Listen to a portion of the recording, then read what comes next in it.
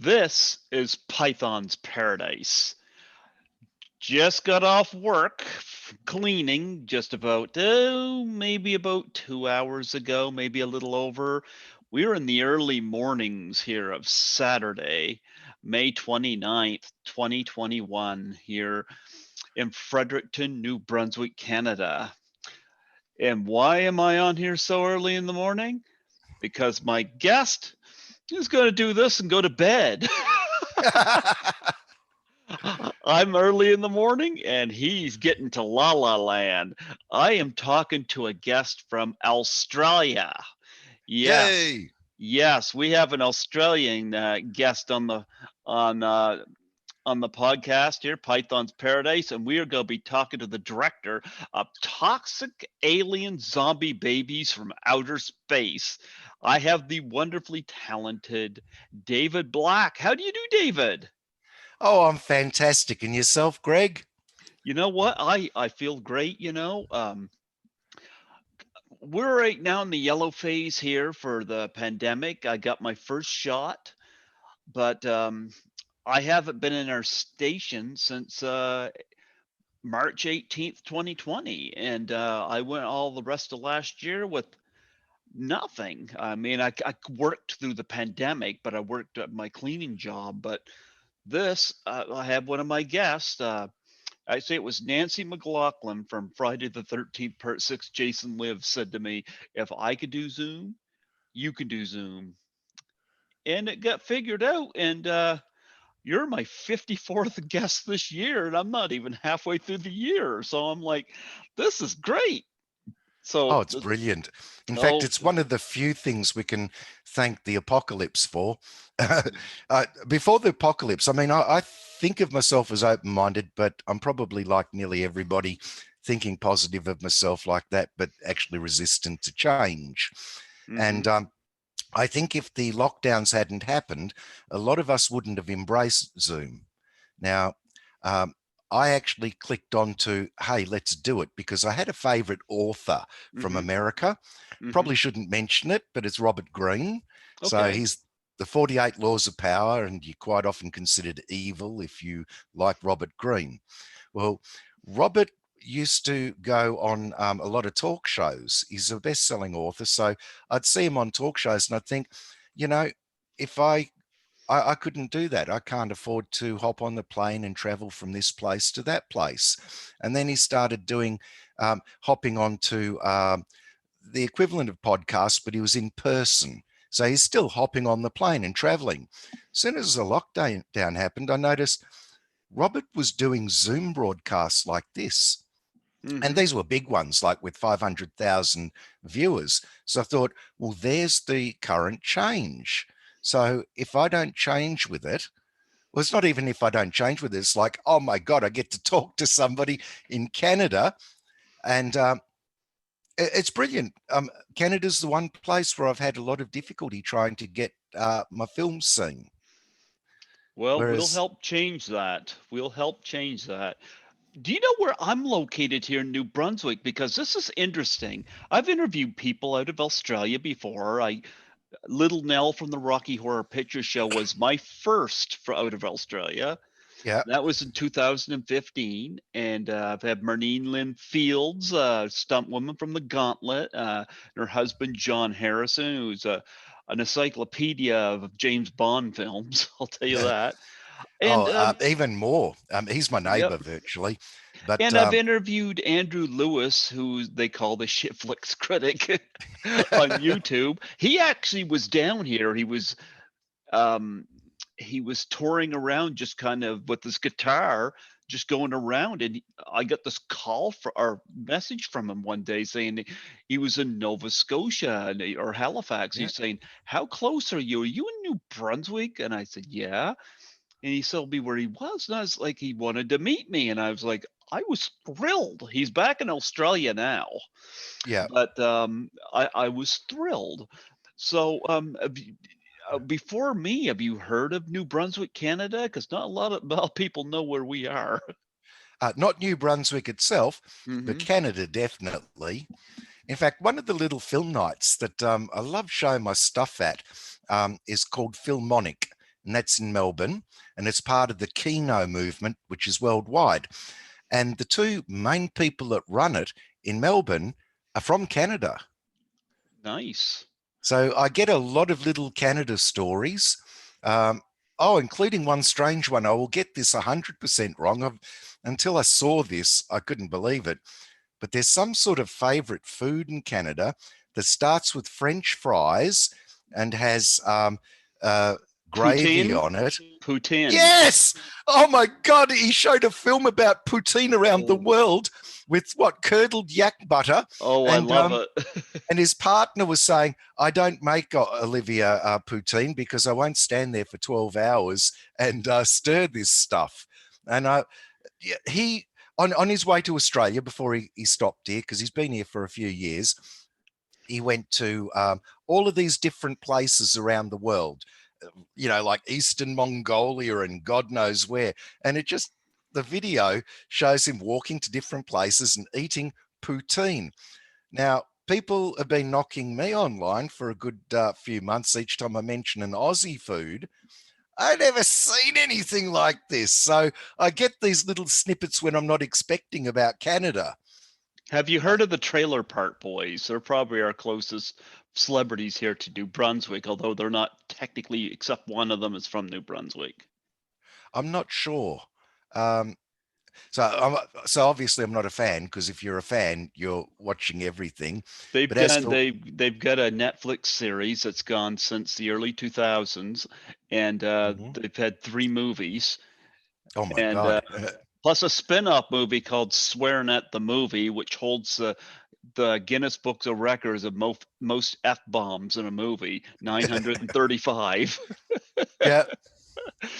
Well, check out Oh, the Trailer Park Boys if you get a I'll have chance. to. Yeah. I actually won't be going straight to bed after this, despite it being night. Mm-hmm. Um, I actually woke up to do this. Oh, did ya? Well, Well, I thought, look, I'm going to get myself a few hours sleep beforehand to uh-huh. get rid of the bags under the eyes. And I got up and they were worse, which is a problem. Like, I'm 57, nothing I do, the body doesn't work right anymore. So if I'd known that deciding to have a beauty sleep would have made me uglier, I just would have given that one a miss. Well, I'm about to turn 49 in July, so you're not too far ahead of me. So there you go. I was having those problems at 49 as well. Yeah, yeah. But yeah, we're an hour ahead of New York, in terms of the time zone, and a lot of people I haven't heard of New Brunswick, Canada. I appreciate you doing that little research 'cause I always try to get the time zone different, but you beat me to it. That's very rare for me. So Oh, I did I more. I researched the station, and I went to the website. I can't remember which. I probably started with Wikipedia, and I looked at your landmarks and stuff. yeah. Although I do a lot of these interviews, I actually Hmm. researched the places first. I don't Uh-huh. research the people because I know you online, so I've seen what you've been posting over time, and I know what you're on about. Uh-huh. Research would seem stupid. You know, but to get an idea of the vibe of where you are, I always do. Besides, I had to do a whole lot of research on Canada for one skit that's in Toxic Alien Zombie Babes from Outer Hmm. Space, because we had a Canadian skit. Now I can't remember it because there's 3 hours worth of footage that's actually edited, by the way. So whereas Tony, your friend, is saying, what happened to that film? Because we were planning on releasing in February. It actually was entirely edited up, but not sorted in February. Hmm. Um, and I needed it sorted so that I could do my role in the film and script that up, and also my opposition's role. So I'm a blogger in the film that is saying, hey guys, something strange is happening here, and I'm moving the bar ahead as it goes along. And I'm an influencer on PooTube, and of course I get my channel cut, and then I'm on Instagram, or our funny name for that, and constantly um, being shut down. And then there's the straight person who is a news reader on the TV that is the opposite, that is giving the government side no matter how crazy it is. the denials. So that those parts haven't been filmed because with 3 hours that came in, and not all of it to script, most of it to script, and a lot of scripts that didn't come in, I just said, right, I got a great big bloody mess on my hands. Um, we'll sort through that. So Tony's was actually one of the best of the lot, and I'm going to tell his story. I think he'll be happy with it. Okay. Where I work at the really bottom level of the indie industry here, Hmm. as many of us do, which means that you do a few guerrilla shoots. But there are some things that we just wouldn't have the chutzpah to do. Tony's are scripted up, and he did keep the script. Hmm. Um, and I said to him, "Do you have a cathedral nearby?" I only meant for in the background. If he'd needed to, he could have filmed the cathedral and then filmed himself, and with green screen, we would have put the two together. But nope, he dressed as a priest, went into the cathedral. People thought he's a priest working at the cathedral. So he just had the whole run of the place. And yeah, what we've got back is footage that if you were to do it by the numbers here, you've got the insurance for your film. You've got to insure it. You've got to pay your location fee. Starting price here just for a National Trust site is really about 7 grand a day. He came back with what I think's incredibly well acted footage that would have cost me 12 grand. So yeah, they just didn't question a priest in a cathedral. It's interesting because Tony Martin, I just had him on the show last week, and I didn't know him any more than I knew you. What Yeah, had happened is Lynn Laurie from Cronenberg film Shivers. I had met at Horrorama a couple years back, and she had a post on her Facebook page on the Witches of the Sand. yeah, And I clicked on it, and it had a lot of names I was familiar with because I've had Linnea Quigley on the show, I've had Aline Dietz on the show, Genevieve Rossi. I'm like, okay, this has got some names in it. I'm like, what is this all about? And I just reached out to him. I said, would you like to come on and talk about this? And he was quite yeah. happy to, and I was actually wondering, like, where you come from, because you commented on the post last night, and I was quite thrilled because you asked me if I would be interested to interview somebody about Aussie films, and I'm like, yeah, of course. Anytime somebody like takes an interest in, like, who am I? Who am I? It's like, so yeah, of course I'll have you on. So and you got some interesting credits on here. Um, I'm just going to minimize the screen here so I can see your credits, but I like this the name of this film, Toxic Alien Zombie Babes from Outer Space. Now, before we get into that, I would like to get a little bit of your background and how you got into filmmaking, and what were the chain events that led you to where you are now. Well, if I start back further than Uh-huh. I have in with anybody in an interview, right? Okay. So I've never gone back this far for anyone in an interview of how I got into the filmmaking. But Okay. I was a cartoonist, and Mhm. I worked my way up, and I was the editorial cartoonist for The Truth. Mhm. Uh, for Australia at the time, The Truth was the tabloid, with tabloids with the page three girl. Mhm. Yeah, basically, it came out twice a week. It was national, and it was huge. What was it?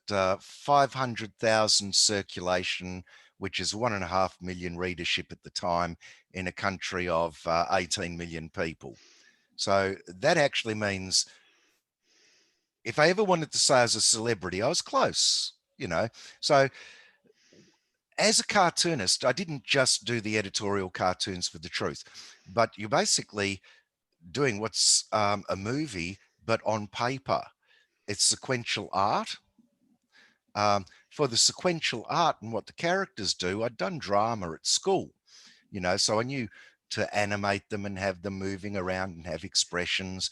I'm not saying I was a great cartoonist, but I got somewhere. And when I was the editorial cartoonist from The Truth, people started talking to me about television. And I tried, you know, it, the, I got somebody in and we were going to do what's very common now, but was just uncommon then. I'd read an article about a guy that had been a television cartoonist, and he'd done his cartoons in 5 stages. So he did his cartoon, penciled them out, got the tracing paper out and traced it, and did 5 versions, all at different levels of inking. So you start filming the person and they're drawing, and they put their head up, and they look like they're still drawing and they're talking about the today's events. Then the camera comes down and they draw a bit more, and it's the second one, and they put the head up, and then they draw a bit more, and it looks like they drew the cartoon, and they hold it up. Well, the cost of editing when it was all back on tape and the quality of the film you got, it was incredibly expensive. The blue tapes, which they weren't VHS, they were the other type, I forgot what they're called, they're $150 a tape, and you had to make lots of them to send to places. And my rent was $60 a week, so 150. Well, we had all sorts of problems. So basically, I realized I couldn't do anything with video at that point of time. I returned to it later because I had my band Darkness Visible going. And I think now we've gone from like 1990 to 1995 or 1996. Can't remember, probably the year 2000. And anyway, once again, found new problems. It's still not the age of digital. And it was still expensive, difficult. I did talk to uni students that managed to film a few things and got a few things filmed, but it was not today. Today, you've got a 6K video camera in your latest iPhone. You can download professional software for free, um, and the software package that's for free compared to the Pro one has all the things in it that the Pro one had 4 years ago that you paid for. So each time, rather than getting into all of the details, each time I revisited it, couldn't do it. Eventually, my band started getting videos made, mainly by students, because it was still expensive, and a student could go to the university and we could go out there with their student card and pick up 3-4 cameras, X number of lights, sound equipment, whatever was needed, and return it. So I was working with students up till maybe 5 years ago. 5 years ago, those students I was working with had all graduated, and I started working with them and other people and doing my own short films. So it's been a long process. What I always tell people is I've been making films for 5 years. When you look at my YouTube channel, you see that the music videos go back about 12.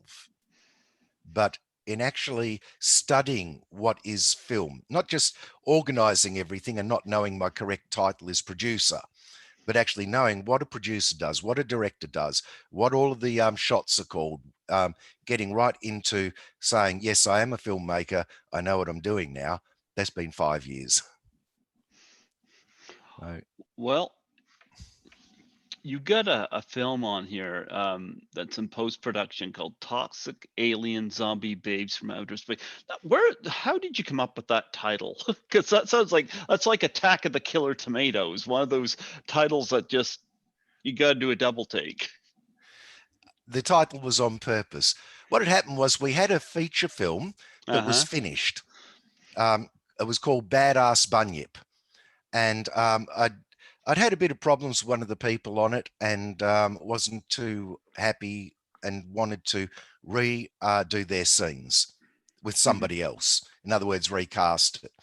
And we decided Easter break, not the one that's just been, but the one last year was the 4 days or 5 days, is Good Friday, Saturday, Sunday, Monday, 4 days to film it. And what happened was that's when Melbourne went to stage 4 lockdown, and for a long time. Yeah. We actually did refilm it Easter break this year, but at that point we went into lockdown.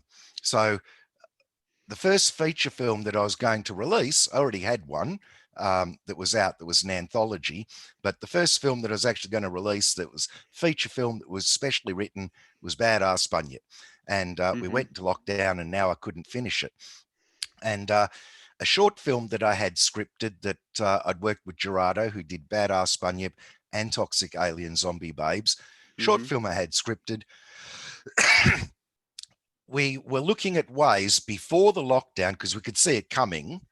We were looking at ways to film that and reduce the number of people needed so we could keep with what the rules were at the time. And so I decided if I narrate it, then we don't have to have a soundy on. So I got a narration together, and I got the script together, and then we went into full lockdown. And I said to Gerardo, well, we can't film that now. And he said, I think I can. And I said, well, do what you like. Don't worry too much about the script, because obviously we can't film it. Well, he actually kept to the script.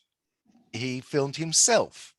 So he went outside into his front yard, and, you know, within the amount of space you're allowed to leave your home, and filmed himself over and over and over again. So all of the 4 or 5 characters that should have been in the film were him. As for my narration, I also filmed my narration, and that got dumped in there. And I looked at it at the end and said, this does not look like a lockdown film, because all the lockdown films people were coming up with were Zoom footage, and they looked terrible. Some Mhm. did well, but you'll always get 1 or 2 people that do well, and a thousand imitators that look really crap. And I Mhm. said, I'm not going to release a lockdown film. We're not going to stuff the quality up just because we're too hungry. Mhm. This didn't look like a lockdown film. And I said to Gerardo, if we can come up with 7 different ideas like the one that you just did now, the old double exposure idea, if we come up with 7 different ideas where we can create a film remotely, we could do a feature. And he said, sure. And I spent the night and started jotting down ideas, and we actually came up with more than 7 different ideas of how to do it. Uh, I mean, I can't remember all 7, but some of the things we did in it, if we needed a crowd of kids, there were some places that weren't in lockdown. We'd get one person that had 2 kids, another person that had 3 kids, another person that had 1 kid, and get them filmed reacting, sitting on grass, and then just chunk them all together and say, there's the kids reacting. Get the main character against a green screen or something and put that in. And, composite layer by layer by layer stuff from all around the world to get a scene. That was just one idea. So, yeah, when he said that, I said, right, we're going to do something that I don't know if it's been done before, but we're going to work with the whole damn world. I'm just going to put it out there, get different film crews scripts to film for us Mhm. and get us back the footage. And I worked. I must have been in a panic because of the lockdown. I mean, you don't admit it at the time. You say, yeah, she'll be right, mate. It's all easy going. But inside, you panicked.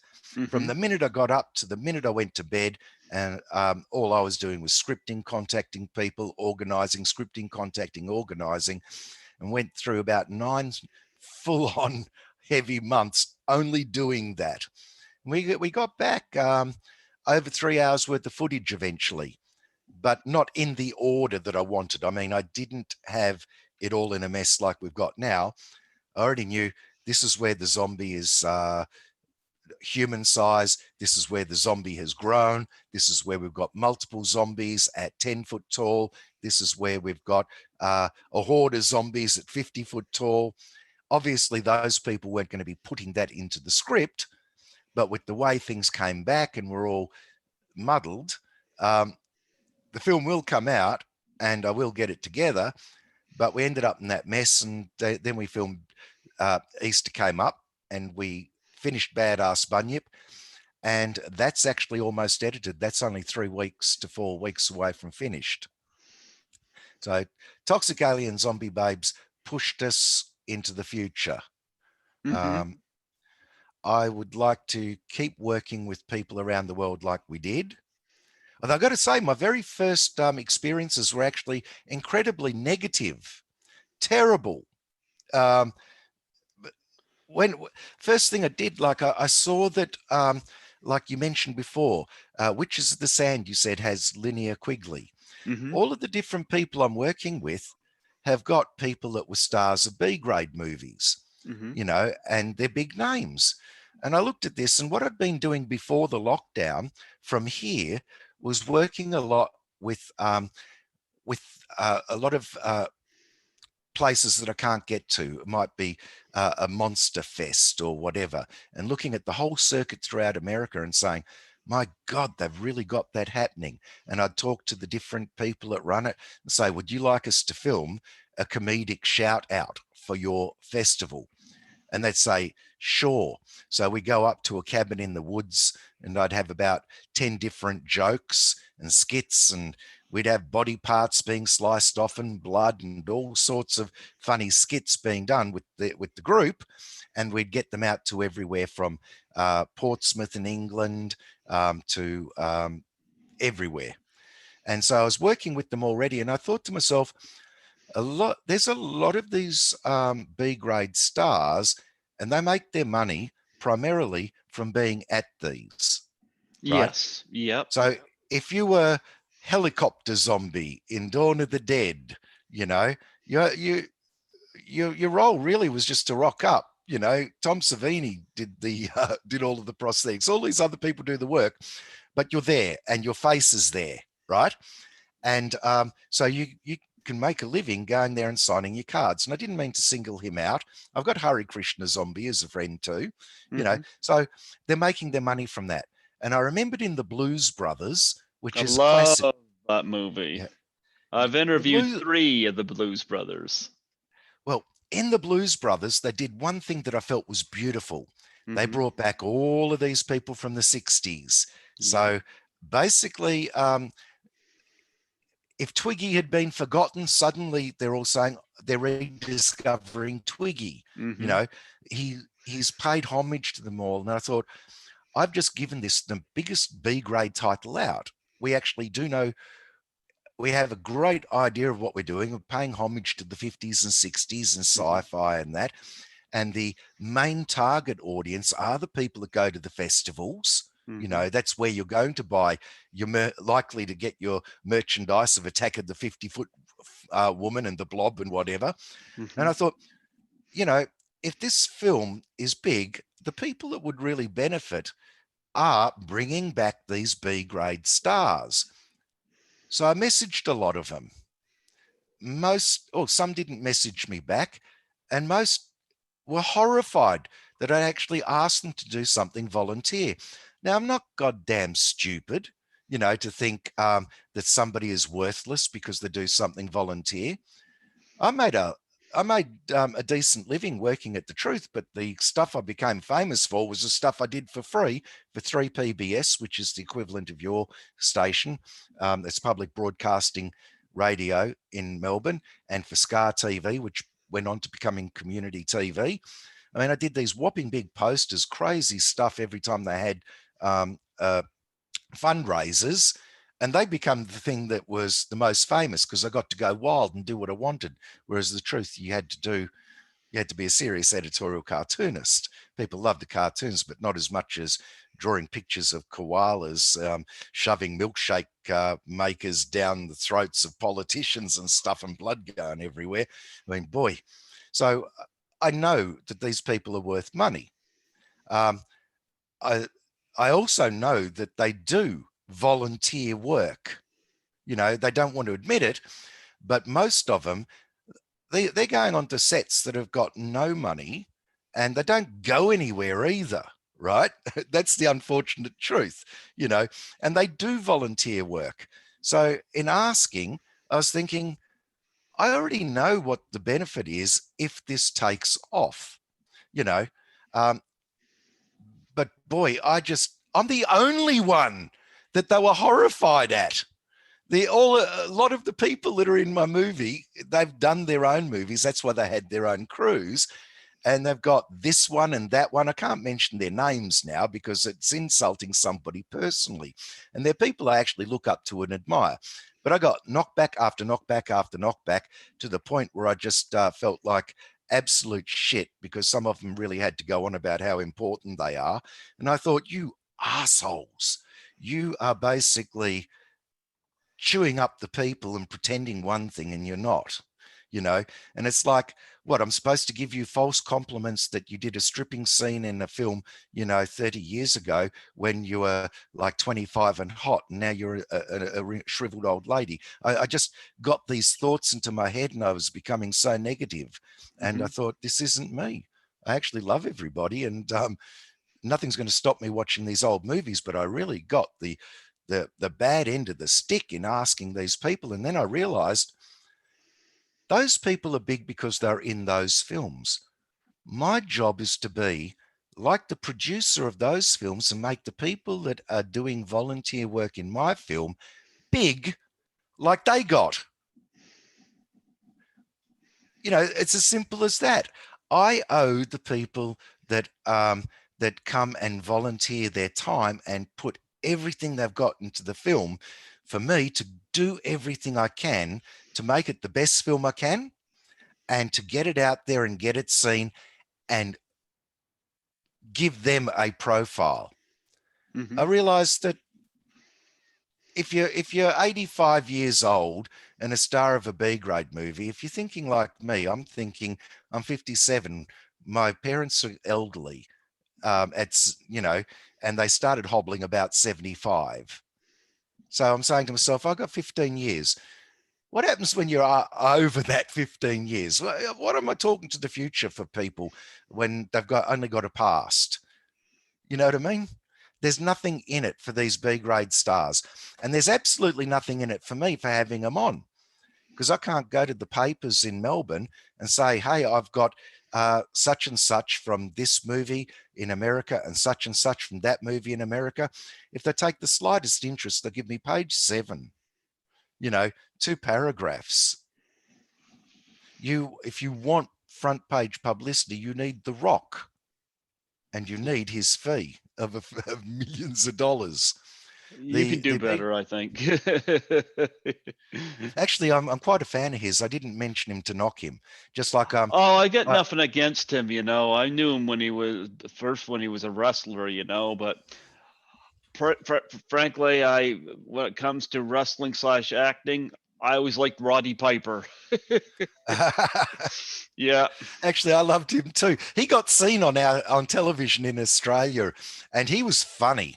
I A love lot of him. the skits he did now would be considered politically incorrect, Hmm. but you know, I never felt that he was malicious just because of it. No. It's just the times. But yeah, but yeah, what I was saying is I'm the only one. So we started promoting this as the film even the B grade stars refused to be in. That wasn't a joke. I mean, I have never felt so hated and rejected in my life from asking. So it Can I started say off on a, something? Can I yeah. say something? Because I know what you're talking about too. Because I know other podcasters who would never touch you because they don't know who you are. And I didn't know who you were either, but I was thrilled that you were even interested to talk to me, to come on my show, because I'm like, I don't get paid to do this. I do this because I enjoy it. But it's same with Tony Martin, you know. It was through Lynn Laurie, obviously. I discovered him and discovered, the Witches of the Sand. And obviously, through Tony, a domino effect, I get connected with you. And I remember you asked, and I know I mentioned this earlier. Would you like to interview somebody about Aussie films? And I'm like, I was honored that you would even want to do my show. Oh, I I didn't was, even know you, and I was like, I was honored that you would do my show, and I looked you up, and I haven't heard of a lot of these. I got I love your titles, Badass Bunny Nip yeah.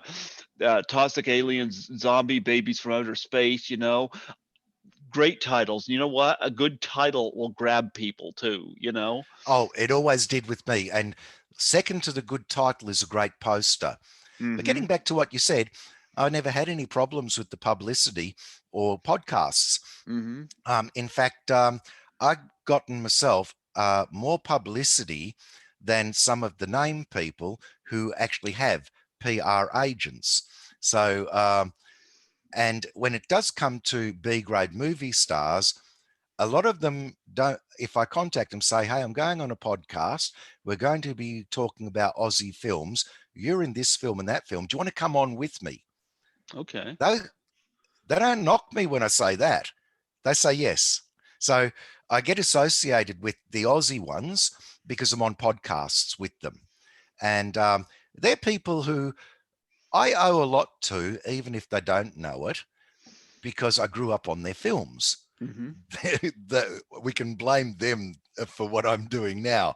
They're people I admire, so I got no problems with that. They know they need the publicity because they might have a book out, they might have a new film coming out, and a great podcast like yourself is great. But and I understand where they're coming from. That they're not new to the industry. In other words, they feel that their time is worth money. And if you don't have money, don't insult them by asking. Mm-hmm. But my attitude is don't attack somebody because they made an offer. Mm-hmm. And I do get put down and attacked, and I will not touch a star ever. Not since Tony Martin came onto my film and did such a brilliant job. Now, Tony might not do another one for me because it's volunteer. That's cool. I know where he's coming from. Mm-hmm. But my God, the guy can act. And for somebody that's self filming, I think he was given a shot list, but I don't know. I can't remember.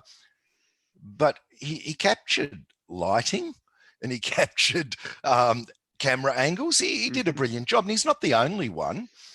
I got I got people back that were of such a high quality of acting that I thought, right, I don't need the stars. I get more publicity than them, even if I'm the little shit from down under, that supposedly has a big head because he gets the publicity. All I'm trying to do is promote, and because the promotion is payoff for someone that's worked volunteer for you. In other Mm-hmm. words, I owe everybody that has worked with me, not necessarily money, but I do owe them. There has to be a consideration. So I work hard and I promote and I get more publicity than most of them. So I don't need their name.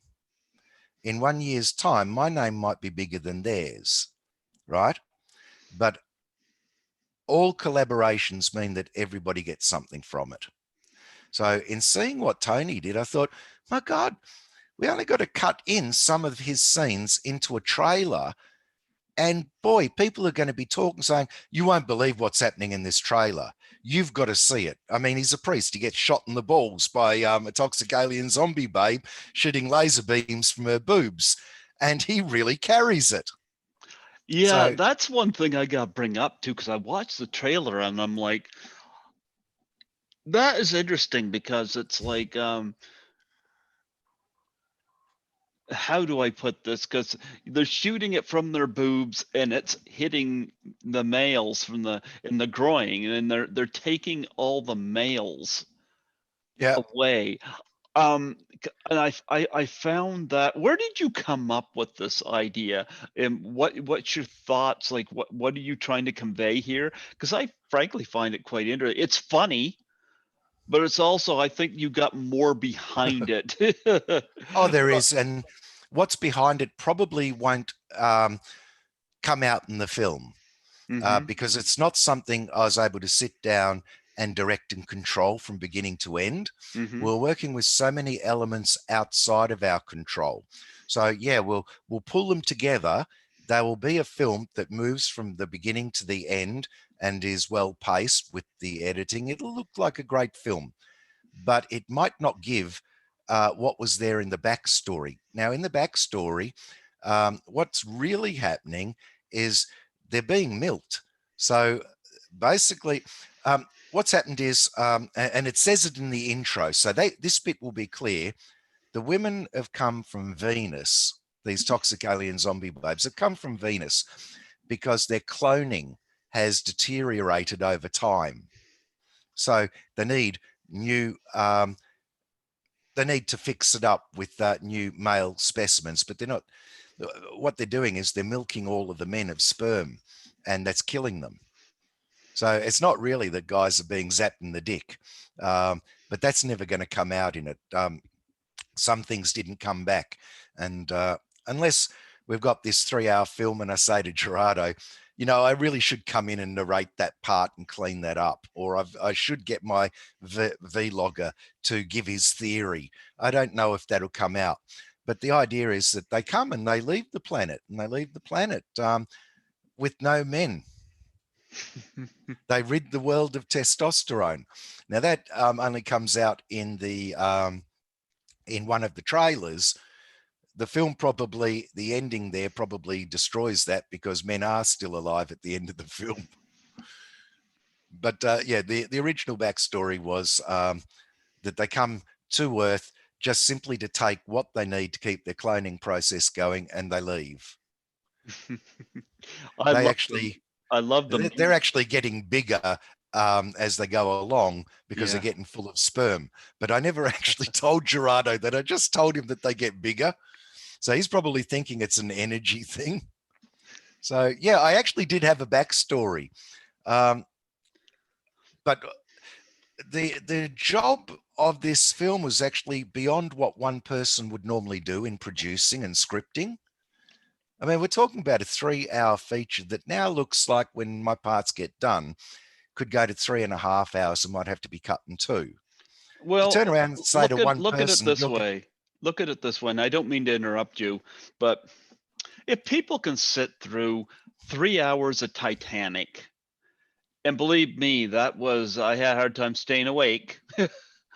If people can sit through 3 hours of Titanic, they can sit through 3 hours of this. I'd much rather sit through 3 hours of this. well, this is fast paced. So, Yeah. yeah, there's never a time where there's anybody that's just going to be sitting back with plinky plunky music staring into space. There's no time for scenes where you're going to establish the characters. Everything's happening very, very much in your face as you go along. So murder hornets come out of nowhere, spaceships firing laser beams, hordes of giant toxic alien zombie babes at 50 foot tall. So yes, it's got a storyline. It does move on, and it should be paced, because I can see that it can be paced. But it's never. It's more going to be like your ride on a roller coaster, where you're just holding on from beginning to end. So yeah, 3.5 hours. But I still think that if we can cut it into two films, like there can be a logical point that it cuts, we should do it. And if we can't, then we can't. And we release a 3.5 hour movie. Or you could do an edited version and an uncut version. Oh, we haven't got any porn in this, so there's no reason to actually have an uncut version. Well, yeah, I know, but you know what? I'd be open to a 3 hour and a half cut. Like, gee, I remember I saw Titanic and I saw Tomorrow Never Dies, the James Bond film, both on a double billing in 1997. And for all it's worth, Titanic was a very well-made movie. But I'll tell you, that third act just went on and on and on and on. And it was like Romeo and Juliet on a boat, and people were ripping up their Kleenex boxes. And I was like, I'm just trying to stay awake. I'm so bored. I get to Tomorrow Never Dies, and I was like, yeah, the best Bond film that Pierce Bronson did. Of course, I liked his, but that one I think was the best. But I'm like, Titanic made all that money. and it's not even James Cameron's best film as far as I'm concerned. But so when people tell me, well, they got to cut this down. If you make a really good, entertaining film, I mean, if people will sit through Titanic, which is like for me 3 hours of plus of boredom, then you know what? Give me alien base from outer space, zombie base from outer space. Give it to me, I'll take it. It Well, sounds to me like when an I was a interesting kid, prep. Yeah. when I was a kid, 3 hour movies were actually the norm. At least that's Uh-huh. my thoughts. Because I remember, and these might not sound like kids' movies, but I'd go, if we went to a kids' movie, that was kids could go out on their own back then. Mm-hmm. So uh, you don't let a 10-year-old take the tram and go off to a movie theater on their own and come back anymore. But if I went out with mum, I remember we saw Dr. Zhivago and Yep. we saw uh, Waterloo. I think both are over 3 hours. And there was a thing called intermission. Oh yeah. And they don't do that anymore. Now, the picture theaters do make money from selling food. Intermission back then was the time when they made a lot of money, because even if people snuck food in, which you're not allowed to back then, so they snuck their lollies in, they'd run out. So intermission was when they got you on the popcorn, the drink, and the lollies and everything. In fact, a movie that goes over 3 hours could have two intermissions. That's something that makes money for the movies. It lets the smokers run out and have a ciggy, and it lets people with weak bladders like myself run off to the toilet. I got a weak bladder because I had bladder cancer. So, Oh, I'm well over it, but thank goodness. I'm happy to hear you're but over I that. I can't sit through a 3 hour movie, and yeah, so an hour and a bit, and I've got to go to the toilet. So I would love to see intermissions again at the movies, and they would make money. But yeah, so but that's Toxic Alien Zombie Babes. Badass Bunyip should come in at around 90 minutes. So I like that title too. well, that was the first one. Yeah. Um, Toxic Alien Zombie Babes has got some physical special effects in it that I've always wanted to do. And we were Mm-hmm. lucky that a guy from Canberra appeared out of the blue, who we would get him some footage. So we'd get the composite footage from a number of sources, put it together to make the scene, drop in our toxic alien zombie babe that might be at this point 50 foot tall and blast a laser beam out the boobs through somebody's apartment window. And he'd look at the person and he'd then make up their face exact, you know, Uh-huh. an incredibly good likeness. You can't say exact, but a great likeness. And he'd have eyeballs moving and he'd have the face go boom, blow up. And then there'd be a chunk of face and an eyeball just moving or a mouth just slowly moving. And he started putting in those effects. We were going to come back to Badass Bunyip and get him to do effects for that too. And we've decided, look, he's actually ill at the moment. Mm-hmm. It was just one of those things that happened that he's been, so he's finished those effects for Toxic Alien Zombie Babes. We probably won't hit him up for the effects on this because we'll make another feature later on. And if he wants to do some gore for that, he can. So Badass Bunyip will probably come out without those effects. But, this effects maker just has brought it up to almost a Savini level. Give him a few more years and he will be a Savini. Okay.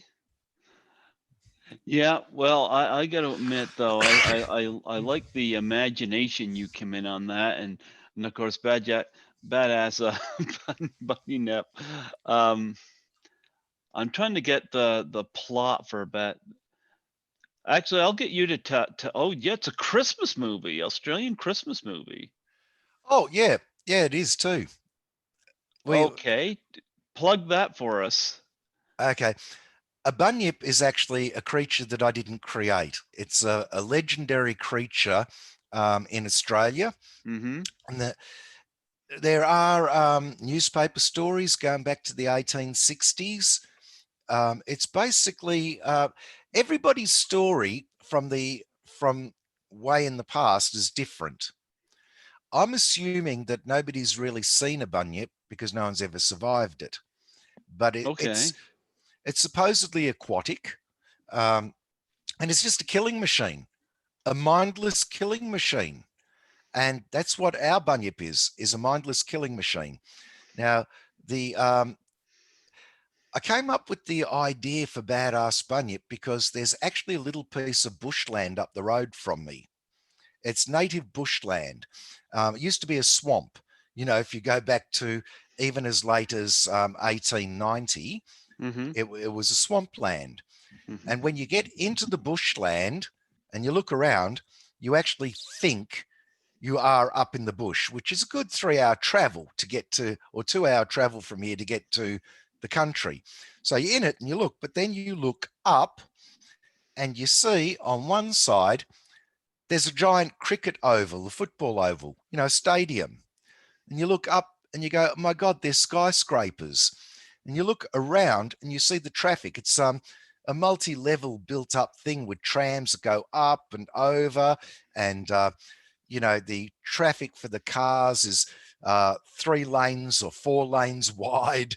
It's this massively built up um, area for traffic. And I just thought to myself, okay, over the years, society actually has encroached on the bush until there's only this tiny little piece of bushland in the middle of a built up city. And in my film, that's what happens. And there's a bunyip that happens to live there. Now, also in that area is a sacred tree.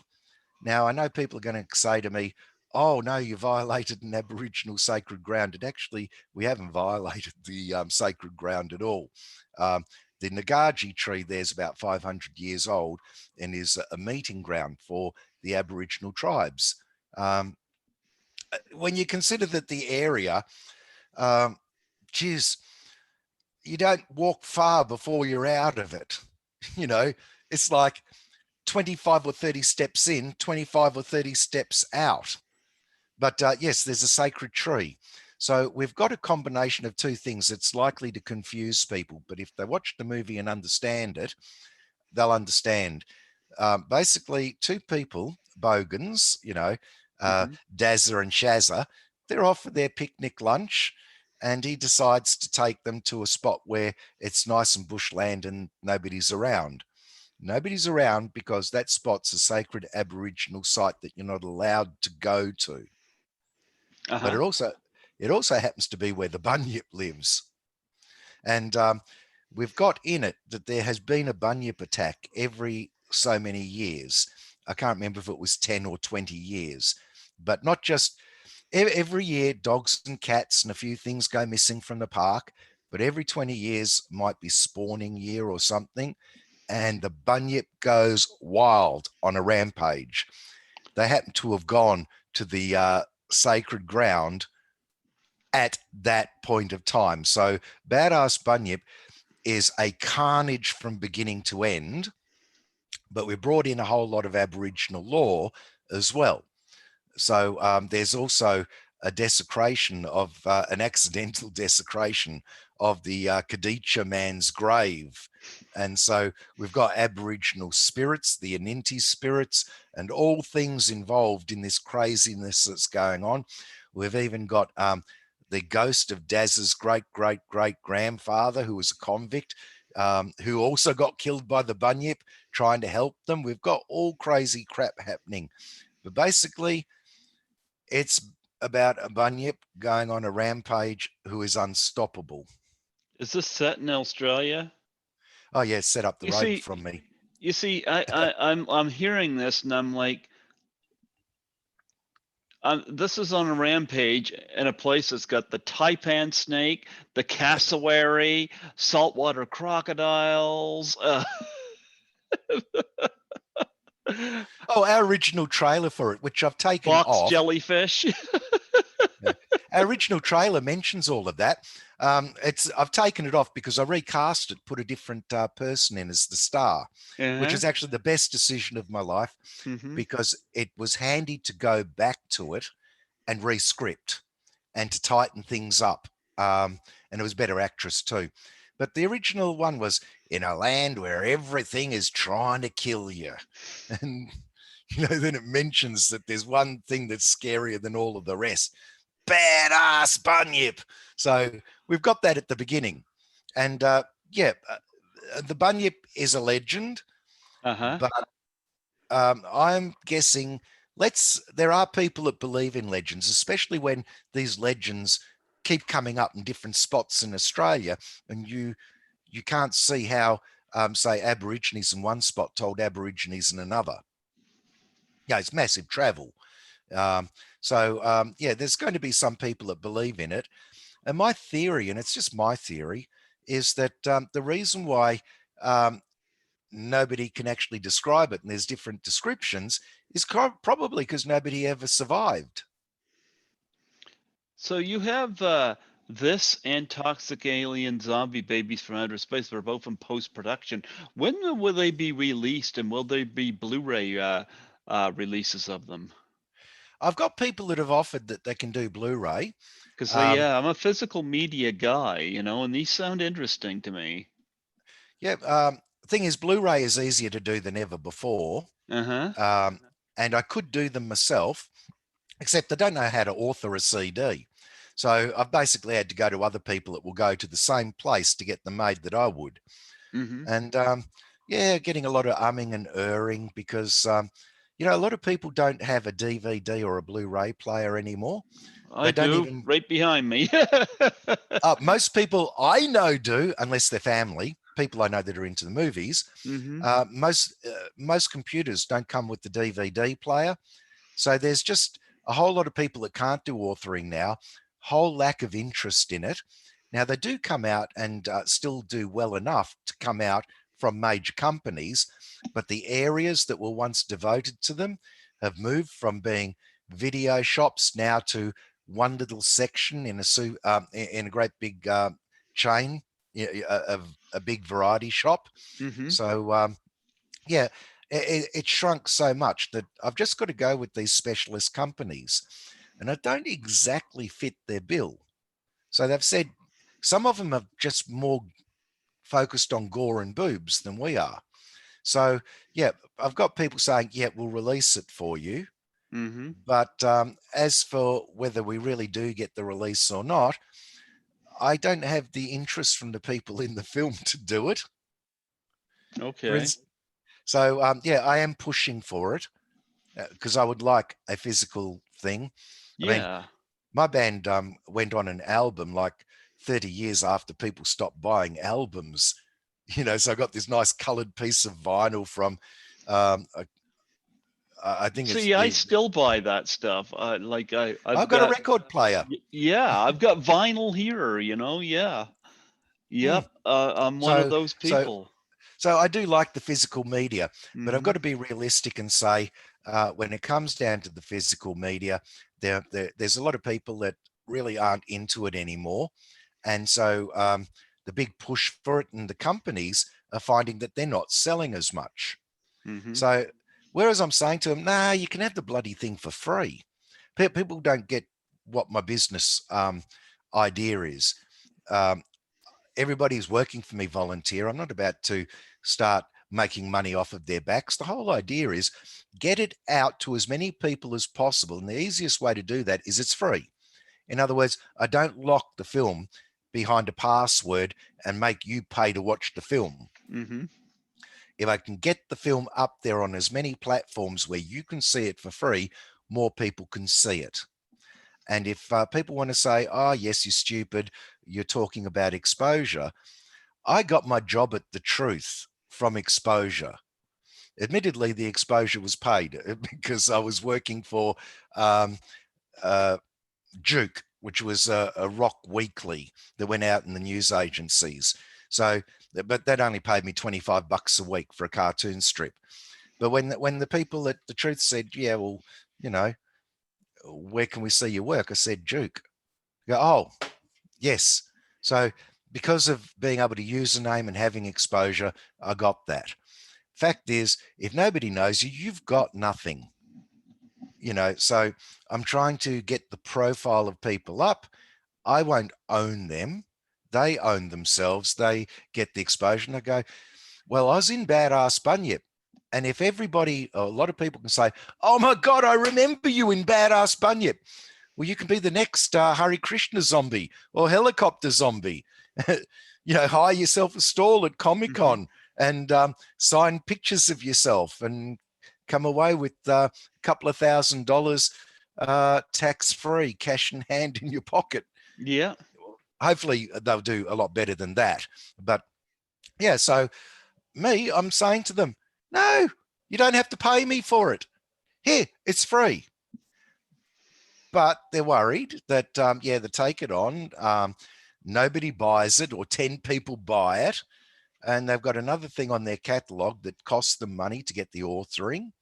They don't really have to pay for the artwork because I've got the artwork, but they've still got to get a layout and paste up for the covers. And so they've got time that they're going to invest in it, and they've got some money that they're going to invest in it, and they're afraid they'll lose it. I don't blame them. These are people like you and me. I mean, I'm a telemarketer, you're a cleaner. We don't Hmm. exactly make buckets of money. Yeah, And exactly. so somebody else that's passionate about their Blu-ray and DVD online shop, they don't have heaps and heaps of money to fork out and lose either. So will it come out on Blu-ray? I hope so. I will promote like crazy, but it is doing it in a market that is going the wrong way. Less people will buy each year. Hmm. So yeah, if it doesn't, it's not the end of the world because, well, geez, my band, for all of the years that we were playing and getting onto CDs and doing videos, not one of them ever said to me, so when are we going to put our song on a pianola roll? So it is going the way of pianola rolls. I have one more film I want to bring up here. Cult Girls. Talk about that. That's a good one to bring up because it actually is out. Hmm. Um, I moved from music videos into film Uh-huh. pretty much because of Cult Girls. Okay. I mean, I'd never known. I did want to get into film for years, and the people I was working with were making films, but I didn't really know the questions to ask.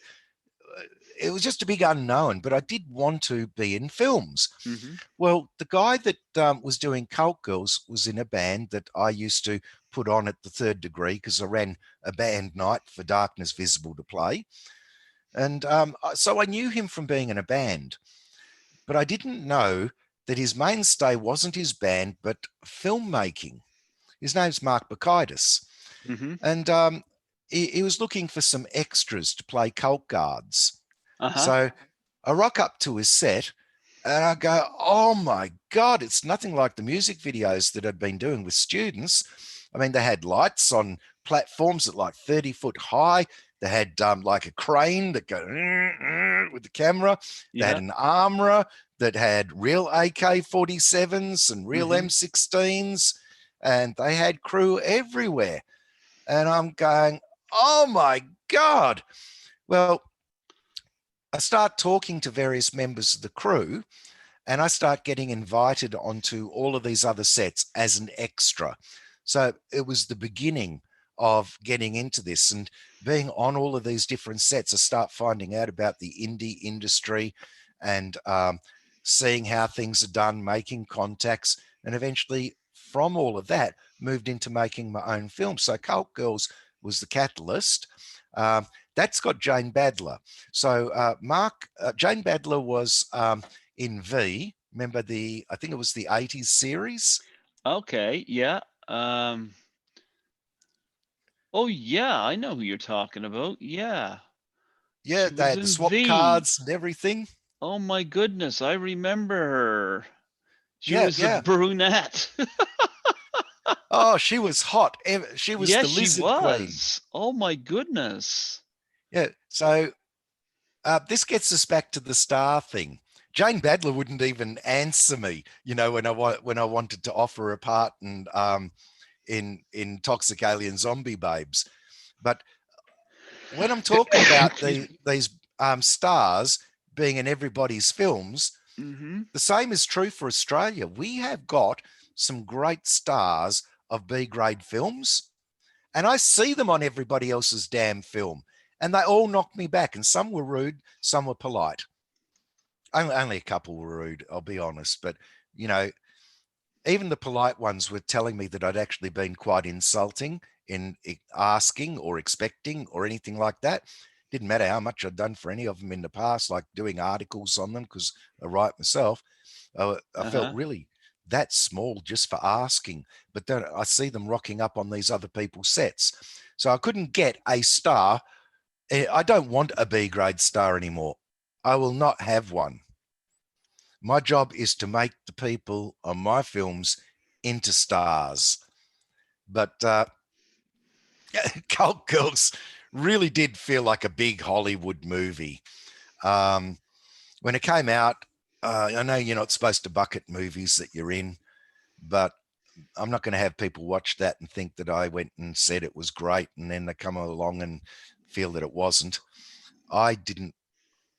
It came out and I thought it had wooden acting in it all through it and a confusing storyline. And I didn't like the film, Mm-hmm. but I'm grateful for being on it because it got me started. Um, my nightmare is to do something like what they did, have the best of everything and do a really crap job. That's my biggest nightmare because then you put 2, 3 years of work into something, your heart and soul and everything that you've got, and something's not happening. I mean, geez, the average Aussie can't afford some of the things that they managed to do there. They actually managed to blow up a car in it. The costumes are impeccable. Some of those, I couldn't get hold of them. They must have really had contacts with some of the Gothic shops here to loan out some incredible costumes. They had the armorer, John Fox, who was he was on some of the big films that came out here, like the Pacific.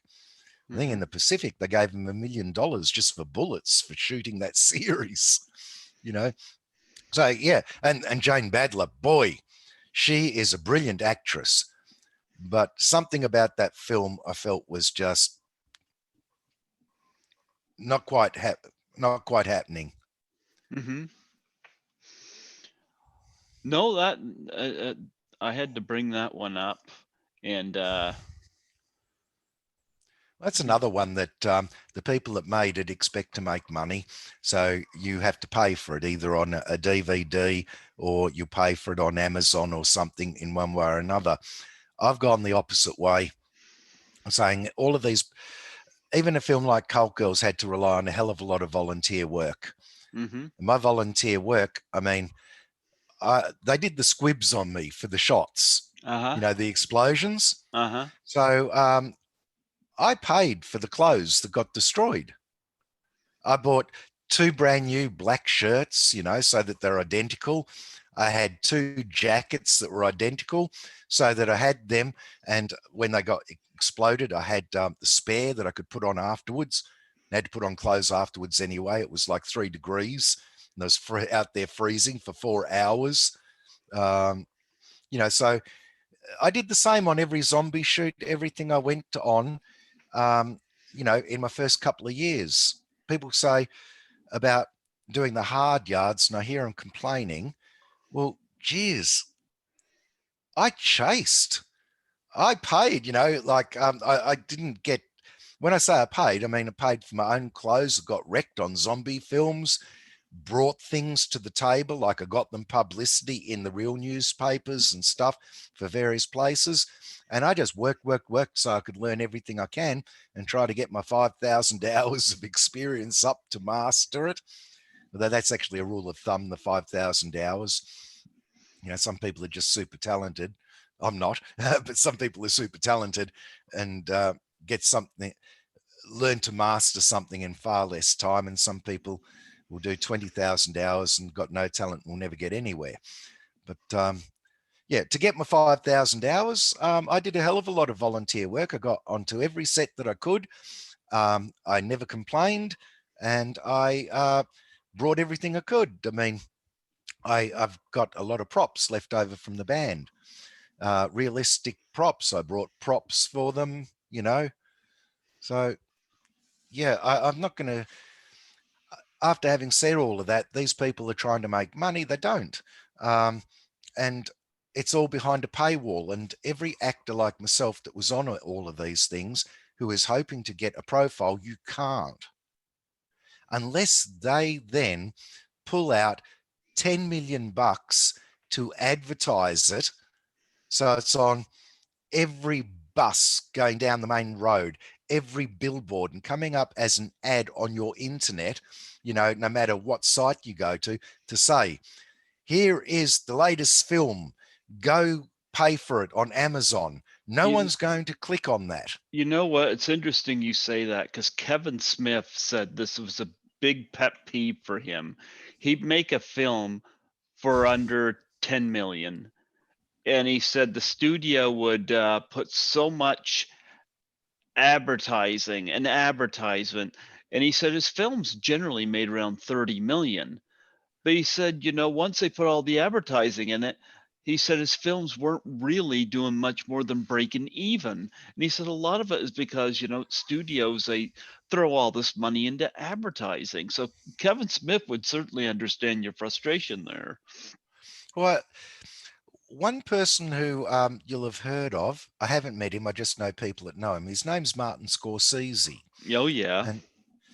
And now I'm hoping I'm not going to mangle what he said, but he was complaining when his 3 hour film, he did a 3 hour gangster film not long ago, The um, Irishman. The Irishman. I Yep. watched that. That was that. Oh my God, the man is a genius. Anyway, he I said something. saw that in the theater in Toronto with Yeah, a woman that was a guest on my show a couple times who invited me there to a convention. So yeah. during my visit, one of the movies we went and saw was The Irishman. So yeah. He made a comment. Now, I know I'm not going to get it right, so I'm hoping I've got the general gist right. But he said, here's a problem. My film will go up there on one of these VOD sites. But unless you've paid the money to make sure it's in the first 5 to 10 that people see, they're not going to go scrolling through it all to find it. So he's saying, look, money was pumped into this and it's not easy to find. And he's right. But that's the problem on the VOD site. But that was the problem back in the video days too. When you walked into the video shop, the very first display you saw was the new releases, Hmm. right? People like us might have spent 2, 3 hours in a video shop. I had no life. I spent 3 hours on a Oh yeah, Saturday night I'm same here. Yeah.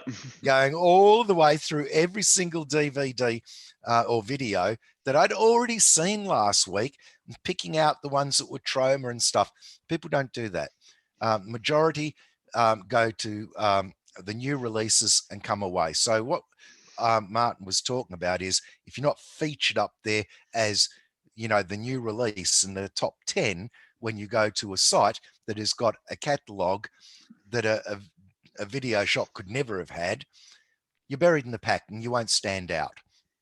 And yeah, so for on the actor's side, you do want a great role and you want all of this great stuff that you see from the props and the costumes and the lighting so that everything's going to be great and you want a great script.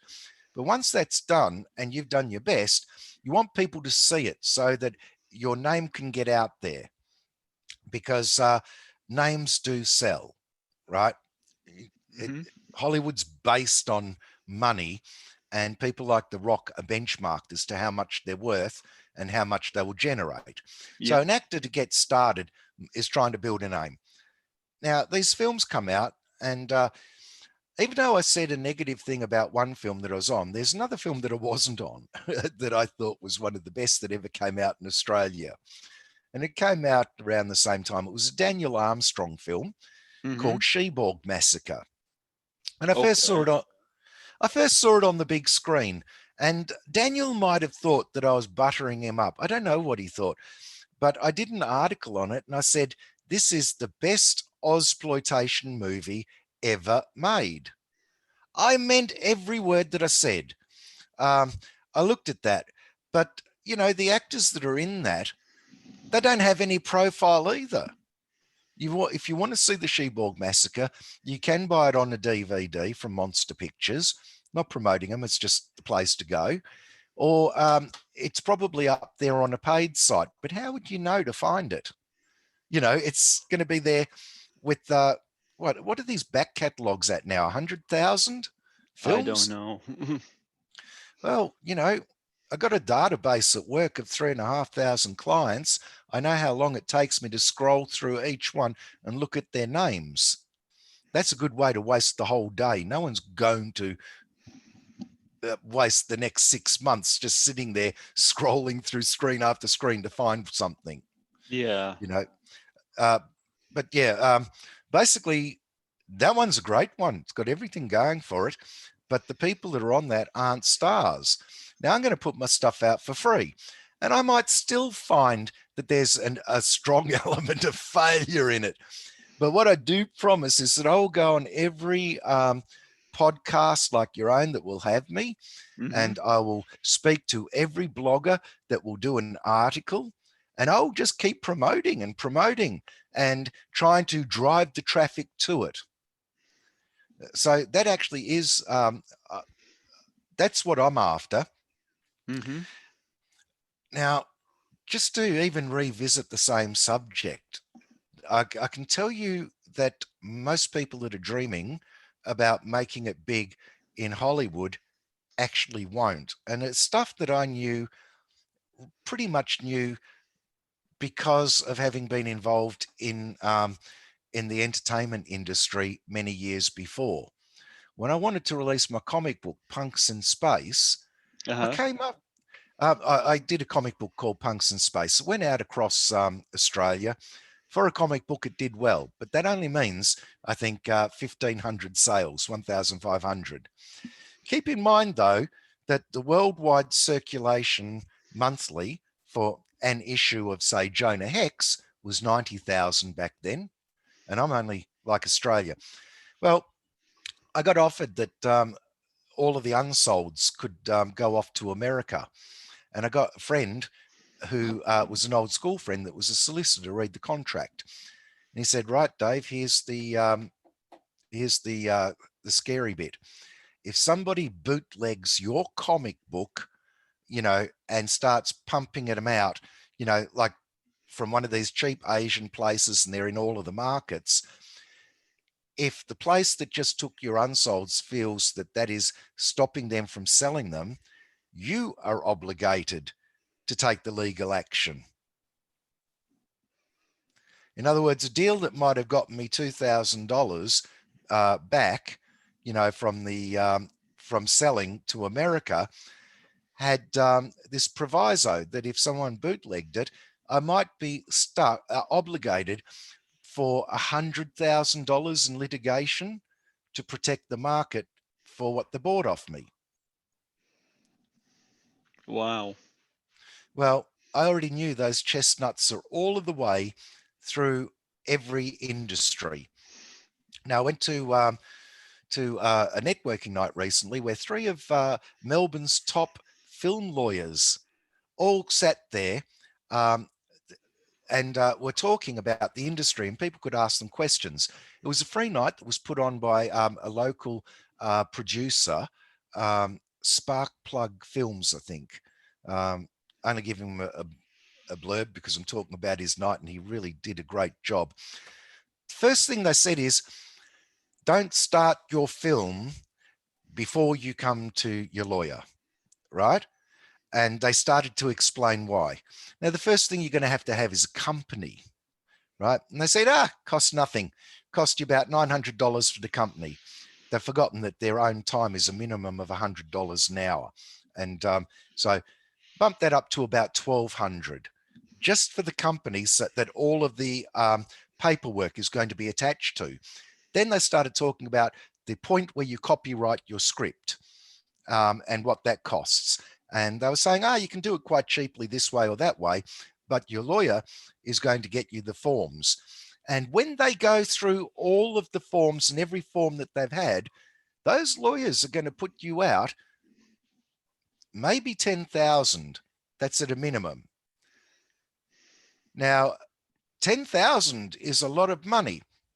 Now, if you go to sell your film to Amazon or Netflix, they're going to ask for every single legal piece of information. In other words, your lawyer knows, your entertainment lawyer knows what all of those pieces of information are and will word them the best way possible. So if you haven't been to the lawyer, a guy like me is not going to know. I get them 2, 3 pieces of paper, it's not going to be enough.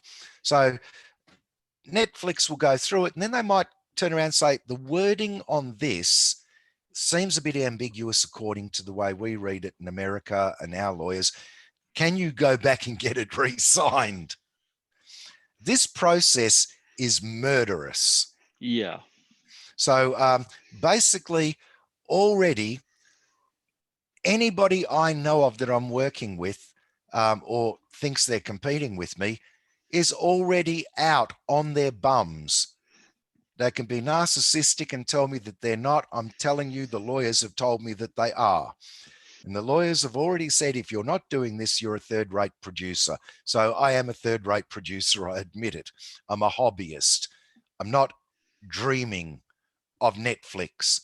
But what could happen is if I boost my profile and the profiles of the different people that they're in my film, there are different sorts of offers that can come up.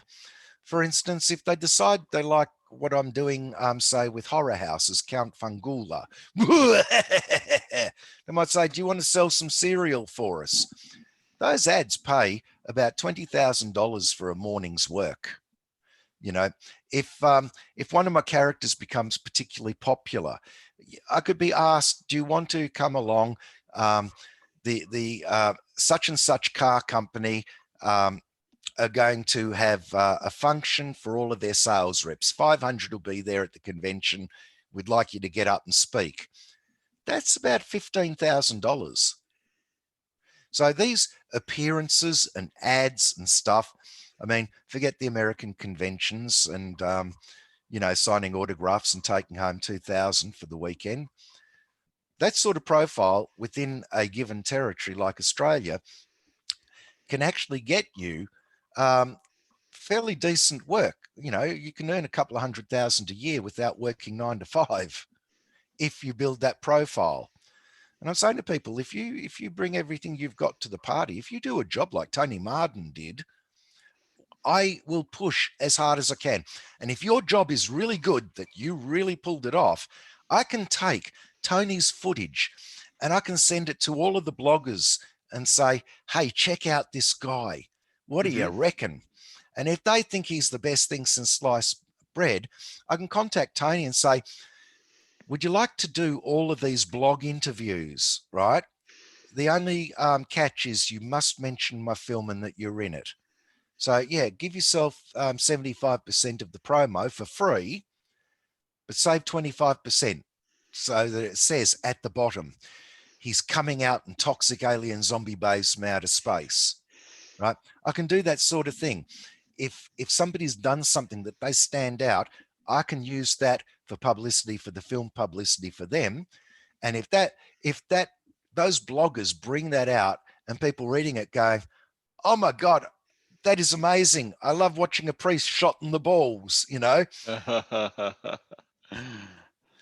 next thing they've got a profile, but it can't be done being locked away behind a paywall. So I'm not after money at this point.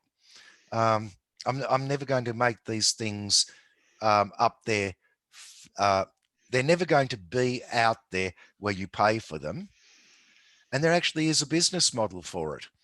I don't know if in Canada you had what we had in Australia, but when I started working for Duke magazine, which was a weekly rock magazine, and it was quite pricey and it was on the newsagent shelves, along came some people that started up their own street press, and their newspapers were for free.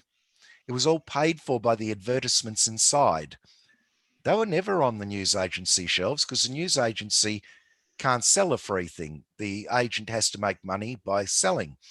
They Hmm. delivered them direct to nightclubs.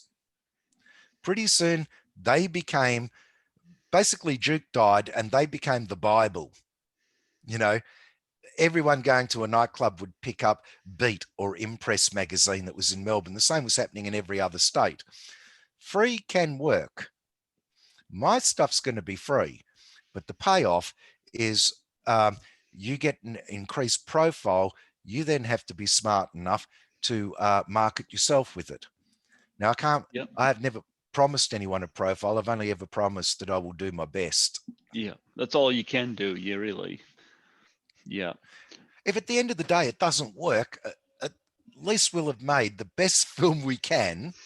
Well, at least you know you're making a movie, and anybody complains about that, it's like, what have they done, But I could see you've definitely got a lot of creativity, especially in the titles. I love the titles.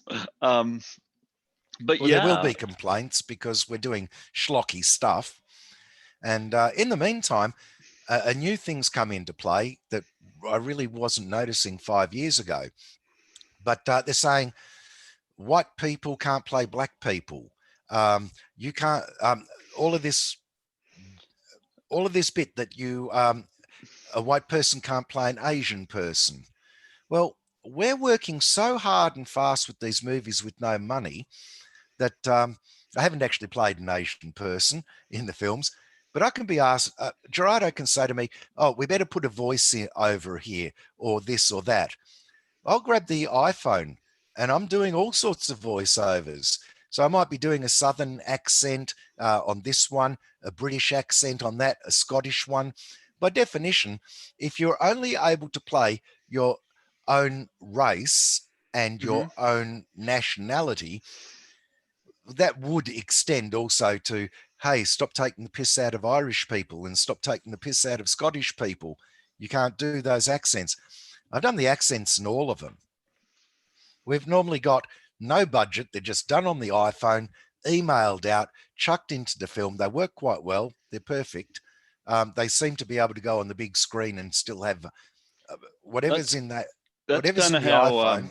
that's how James Balsamo works as well as a filmmaker. Yeah, well, if somebody says Yep. to me, right, um, if they say to me, we need a black character, and I've never done this, right? hmm But if I can't get an actor and I'm not needed in a particular scene, and they say, but we've got three black characters there, I will black up and do it. We don't have the money to pay um, for an upper middle class white person's concept of the world and their guilt.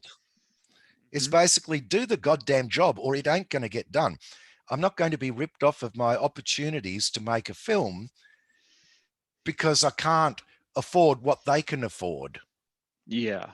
You know, so there's no prejudice on my film sets. Whoever says that they want to do a job that can do it comes along. I never asked a person, what are your politics? What I don't ask them what their religion is. I don't ask what country they're from, but I can quite often tell from an accent. I don't ask them their race, and sometimes I can't tell with race. I'm not colorblind, but you can't always tell. You know, um, so nobody's excluded.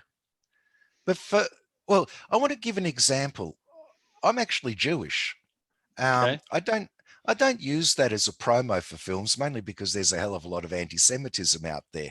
hmm But I went onto a film one day, and I'm the guy's walking around who was producing and directing it, and he's Asian and he was gay, so he thought, look, I'm really cool. I could never be prejudiced. I've got two things that people can be prejudiced against me. So I could never be prejudiced in his view. Anyone can be prejudiced, by the way. And he's pointing at everybody and saying, oh, you're Asian. Which one are you from? Oh, you're black. Are you Aboriginal? And he's crossing them off, like in the air, not on a list. He's going, oh, we've got an Indian person. So, yes, we've got diversity. Oh, David, you're Jewish. That's fantastic. I'm not going on anyone's film set to give them diversity. Mhm. or so they can cross a Jew off the list. I want to be on it because I am supposedly the best person for that particular role. Yeah. Not that I want to beat other people out. I mean, I don't. I'm not competitive like that. But I want to be there because I earned it.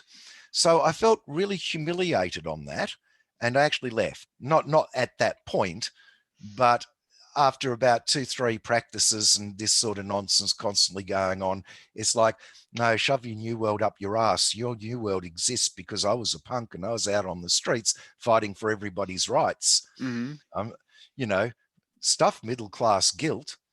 What are these white middle class people being guilty for anyway? I mean, I don't. I've got German friends. I've never once turned around and said to a friend who is maybe 40 years old and German, "Boy, you owe me because Jews got killed in the Holocaust." It's like he wasn't there. Neither was I. Exactly. And True. those Yep. those people in my family who I do know got slaughtered.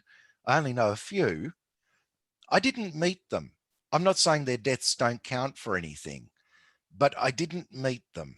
I've met some of their descendants, and but I I'm not going down that road. Inclusivity means not holding prejudices and hatreds towards people that you don't know that never did anything to you.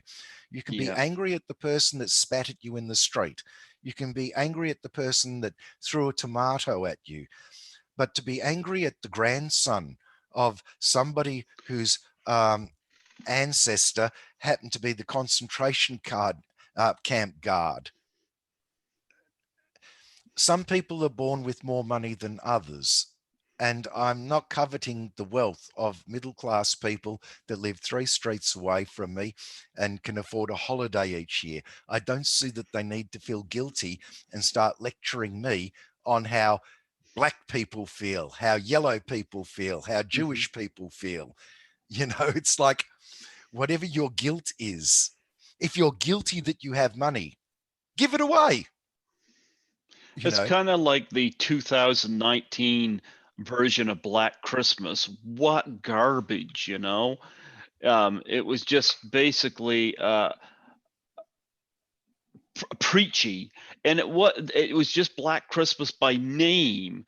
It had none of the elements of the fantastic Bob Clark 1974 Canadian film. I It, missed that one. But yeah, we get a lot of preachy films here in Australia because we get government grants. yeah. And, the various arts places that get a grant, well, basically, everybody that's here sort of gets the vibe. I mean, it's all pork barreling, you know, uh, the groups that get the money, they've got political power. Maybe they wield a lot of votes. Maybe they influence a few politicians. So a right wing group that gives a left wing group, the government grant, the right wing group being in power, giving the left wing group, it's for various reasons.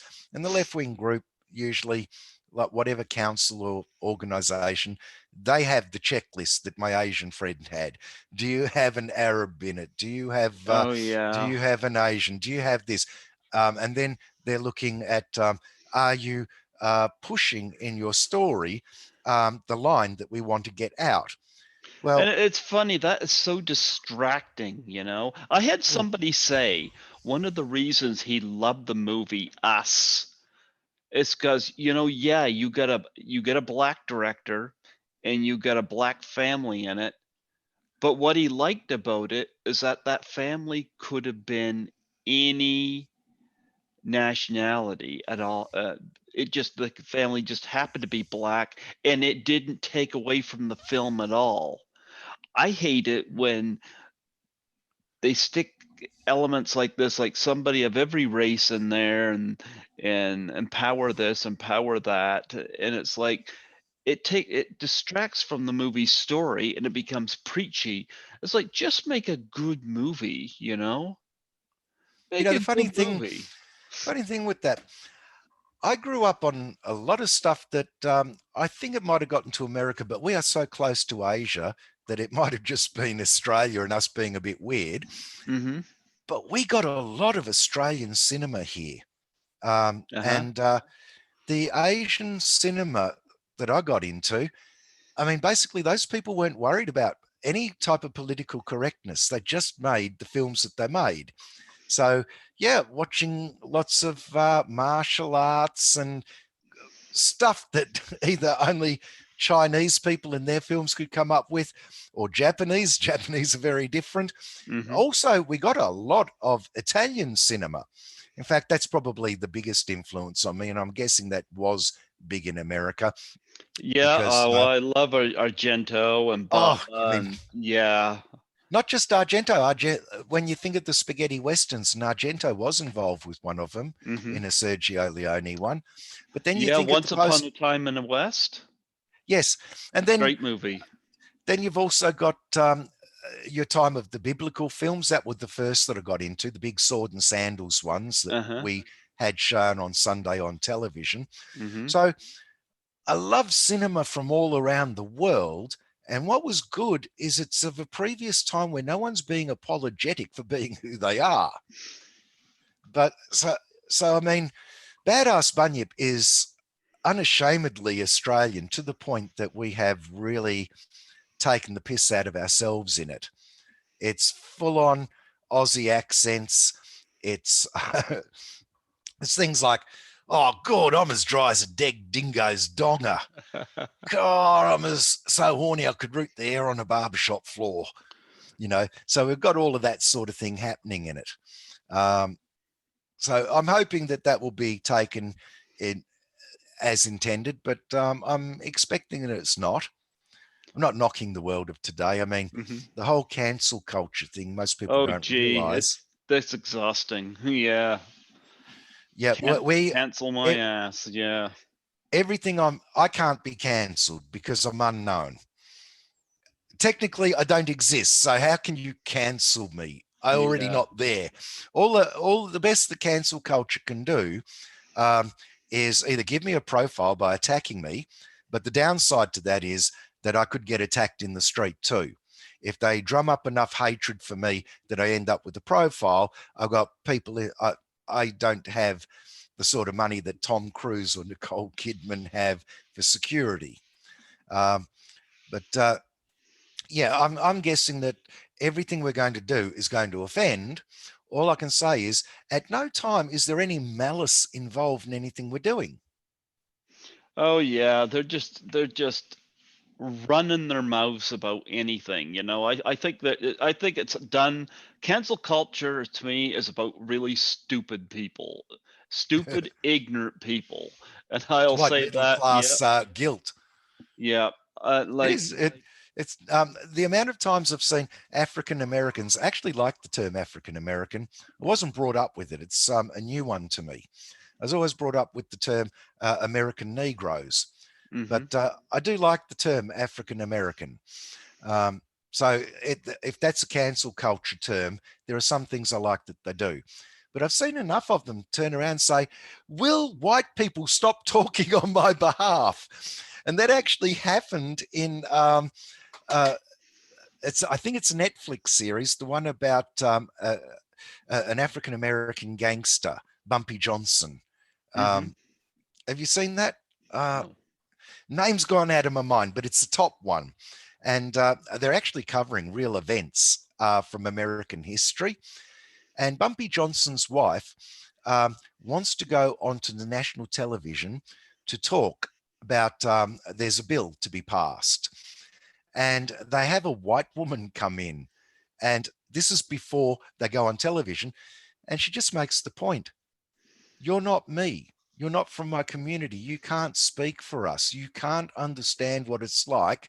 Oh, I want to be on that show too. You must have me.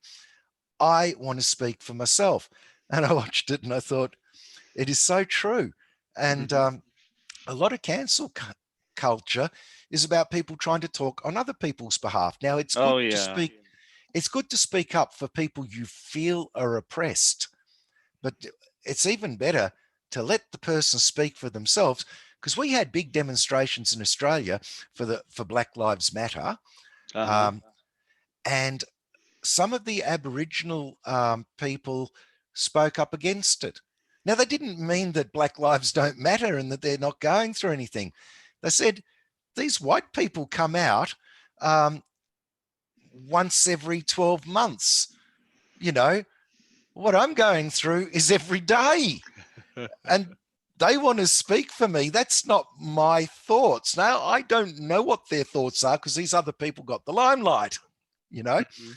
I don't know what their thoughts are.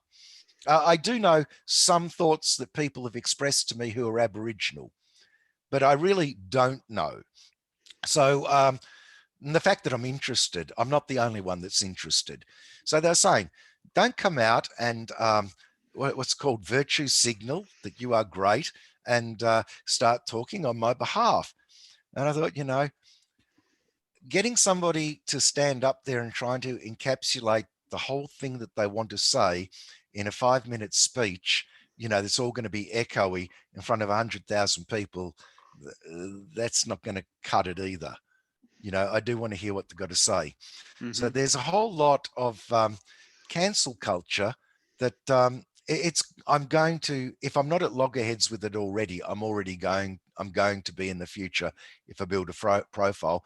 And there's a whole lot of it that, in essence, what I don't agree with is the absence of dialogue. I don't disagree with the messages. A lot of the messages actually are the same messages that as a punk we were pushing in the streets. So, how can I disagree with somebody taking the things we've said and also taking action? I just don't agree with the way they're taking action. I'll give you an example. We had a vote in Australia on same sex marriage. It's Okay. um, It's actually a little bit shameful to say that in the last few years we still hadn't addressed the problem and had to have a vote. It's something that, to me, I think should have been addressed many years ago, but it wasn't. So thank God that it was on the table. And of course, I voted for same-sex marriage. I can't see anything else, but there was almost no dialogue about it. People were saying if you're going to vote against it, you are Hitler, you are the devil, you are this. They just made names up and attacked people and they shouted them down. Now, I didn't do that. I had a worker and I had a relative that were both against it. And I just said to them, why? They knew I wasn't going to attack them. And they told me why. I realized then when they told me why, if there was dialogue, and they could say these things without shame. I mean, I'm going to tell you the 2 points that came up. I realized they could have actually been discussed. For instance, one person said, oh, if we give them this now, what will they ask for next? I can imagine the cancel culture people saying, oh, you're prejudiced. Who is they? It's like, no, it's a legitimate fear of change. Mine was about equality. I can't imagine what I'm not going to speak for gay people. I can't imagine what they've been through, you know, but it was just about equality. That could have been addressed. That's an easy one, you know. Another person who was a relative said, I believe that marriage is only for a man and woman to make children. Oh, I thought, I don't even want children.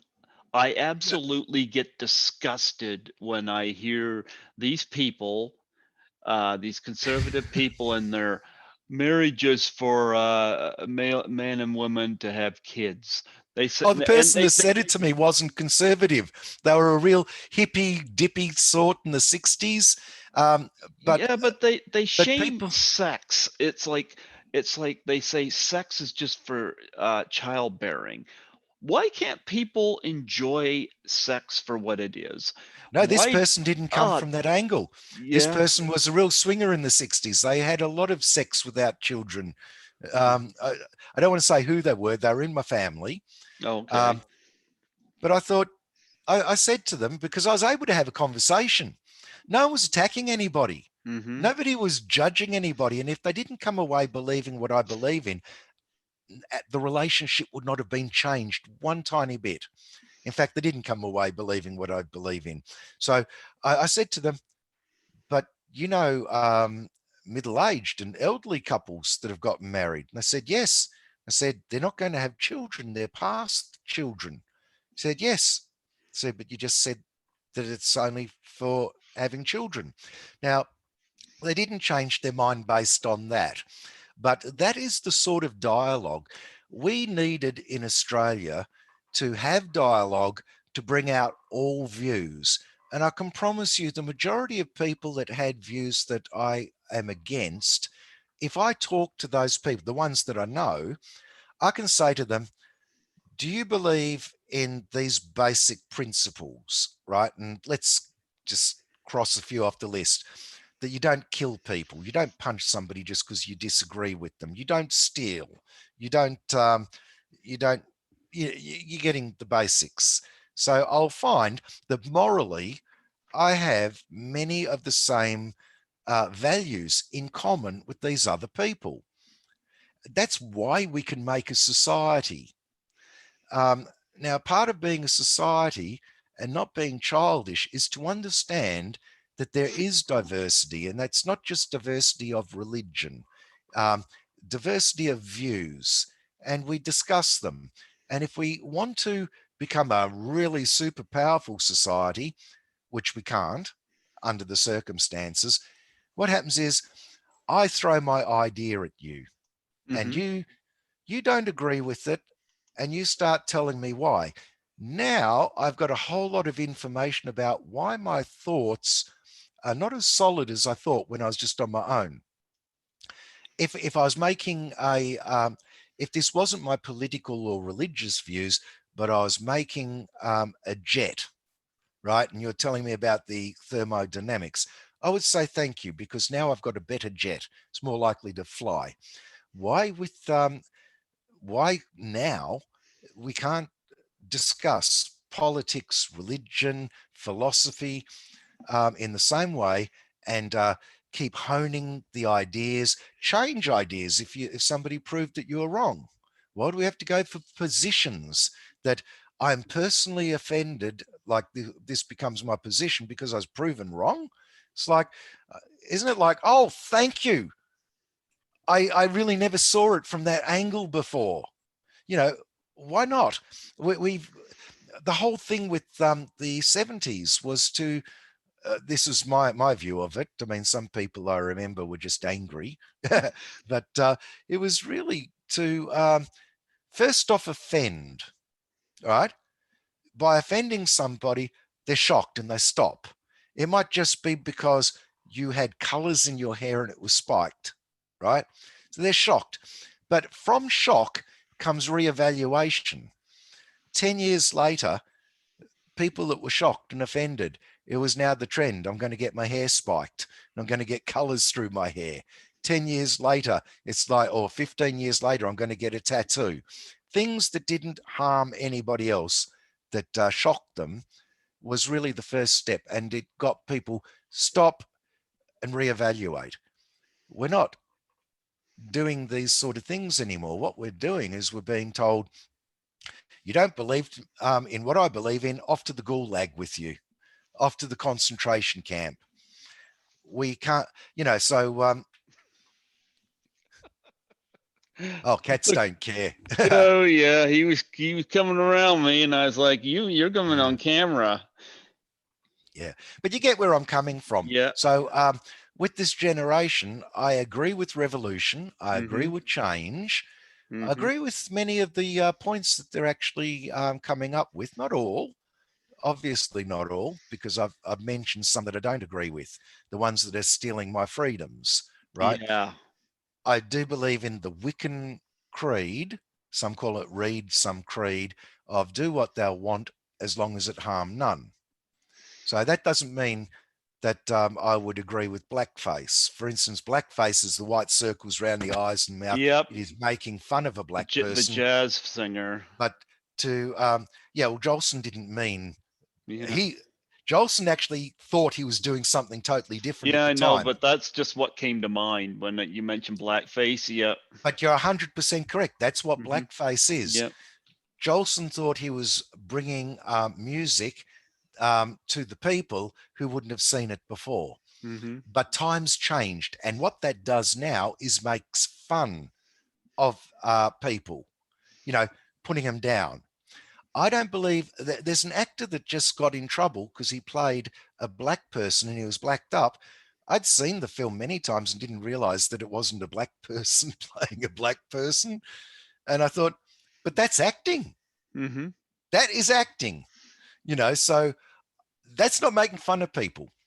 But anyway, I went off on a tangent there. I'm saying that I don't believe in this lack of dialogue.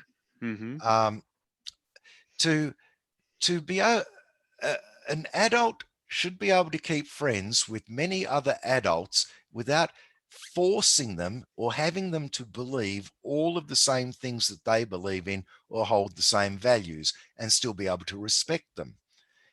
It's actually a very childish and narcissistic attitude when things become black and white.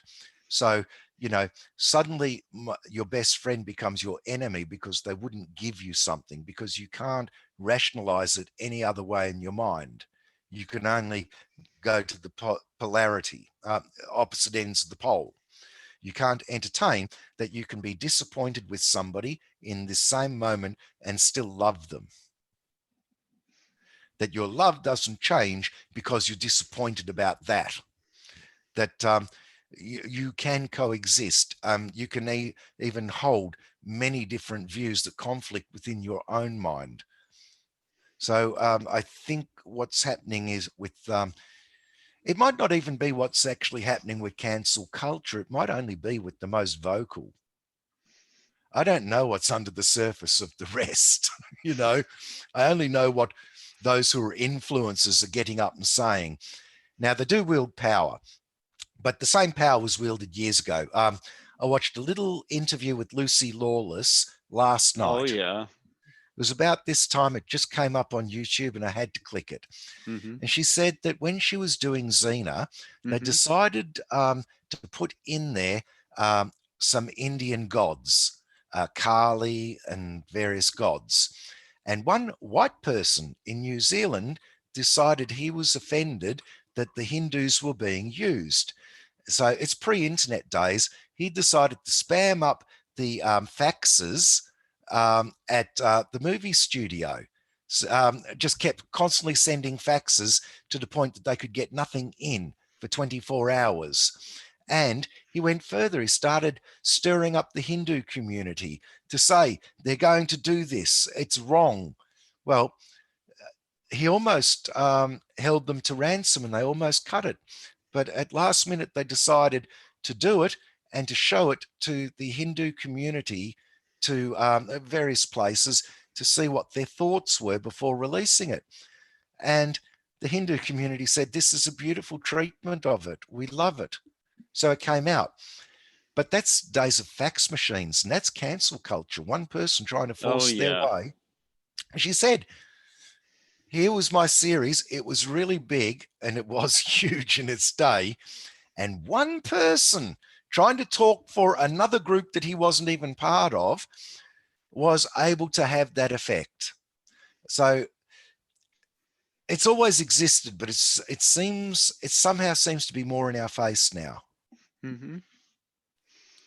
I'm just curious. In Australia, have you ever seen like your Nicole Kidmans or the Crocodile Hunter when he was around, or Paul Hogan, or even the wrestler Outback Jack? Did you ever see anybody like that?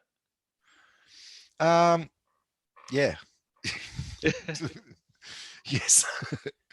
I'm in the in an inner city area, Mm-hmm. so um, contrary to popular belief, where I am, and I've checked what we've got in Melbourne, whether it's today or old news reels going all the way back.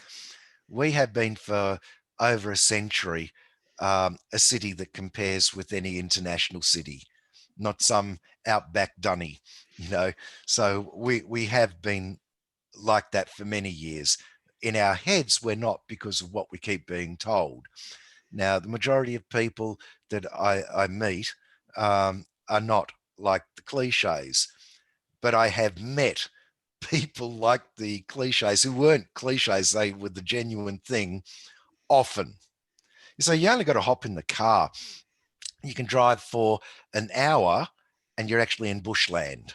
Mm-hmm. And once you hit that bushland, the bushland goes on forever. You go 2 hours, 3 hours, 4 hours, 5 hours, 6 hours, and all you're seeing is just more and more bushland that never Keep finishes. keep talking. I'm going to show you Yeah. something. Yeah. You stop off at any of the country towns. I mean, to give you an idea, I went to a place that's not considered a country town, but you still take the country train to get there. 45 minutes by train, and you're in the most outer suburb of Melbourne before you hit the country. I went out there for a film shoot, and I'm taking the train back to Melbourne. Uh-huh. And while I'm standing on the platform, everybody is white. You don't get that where I am. My neighbors are Indian, Asian. Uh, we've got, you just don't get that. So they're all white and they're all young and they're all going to the big smoke for a dance. Their idea of the big smoke actually wasn't even hitting the city. But yeah, everybody was dinky die Aussie and country. And it's like, well, the crocodile, like Steve Irwin times 50. And, Do you ever and see this guy? Outback Jack. no, I haven't actually. he So I used never to saw it. be he used to be a WWE wrestler back I, in the mid to late 80s. I never saw him, but I got to finish this story. Yeah. While I'm on while I'm on the train, Mm-hmm. um, and it's all white and it's all Aussie Mm-hmm. and it's all g'day mate, and like cliche. The train starts going, and I've got this long haul all of the way back to where I live, which is a suburb just near the city of Melbourne. As the train keeps going, after a while, all of them are off the train and other people have been coming on. And the next thing, it's all African people from Africa, not African Australians. I know I'm supposed to call them African Australians, but you don't when they actually don't speak English. And they actually are from Africa, like within the last 5 years. And I got to tell you, this is my favorite part because I actually love Africans more, more than many other places. I can't get over the African people that I've met with, I won't go into it, but for me, this is like amazing. I'm looking and I'm saying, I've seen stuff like this on films. All of a sudden, the whole train is just full of African people, some in real African sort of clothes and the hair tied up for the women, the men with really strange suits, like what people had in the 70s. And um, some of them quite jovial. I'm just loving it. Yeah. And, go 3, 4, 5 stops, and slowly they're all getting off, and it's all Asians, right? Not like the Asians that live next door to me, but because ones that live next door to me can speak both their native language from where they've come from, and they can also speak English. As far as I know, they might be able to speak 2, 3 languages because a lot of people come over here can speak 2 to 5 languages, you know. But yeah, as that goes on, slowly all of the Asians are getting off, and it's all Arabs. It's like I'm in the Middle East. And I'd never seen anything like this before, and it kept changing. I'd read that Australia had become pockets of or enclaves of different nationalities, and I've read it in a negative way, like it's a bad thing that they're not mixing in. Mm-hmm. But if you're Jewish and you've been brought up in Australia, even a fifth generation Australian like myself knows that, boy, there are times when, look, a black person cannot do what I'm doing. To me, to most people in the street, I look white. Hmm. There'll be the odd person, and it happens all of the time, that'll say, "Are you Jewish?" And it's usually as a positive thing, but it's been sometimes horrific, right? So I can understand why, if you're new in this country, 5 or 10 years only, why you're going to have an enclave to feel comfortable in, right? Me, I'm just loving every minute of it. It's like, my God, I don't have to pay to go to Africa. You know, there's nobody doing anything that they wouldn't have done in Africa. They're dressed the same way, they're speaking the same way. I can see the way they're moving. I can hear people singing. It's like I went through Asia, the Middle East, everything. Um, so this was a very long train journey, and I just loved every minute of it. I've never really discussed it with friends because the attitude towards this thing seems to be quite negative. I think it's fantastic because, you know what, if I jotted down what stations they were, I can bet you dollars to donuts that I could just get off at that station, walk into the street, see a genuine African shop, a genuine African takeaway, genuine for the area. I don't consider those areas to be dangerous. As a Jewish person, if I walked around with my yarmulke, or whatever, last week when Israel was at war with Gaza, I would have been in a lot of danger. So I'm more in danger of being too openly Jewish where I live than I would just walking into those areas. I was going to ask one more thing before we close off. Australia's got some interesting wildlife. Could you tell me about anything you've seen?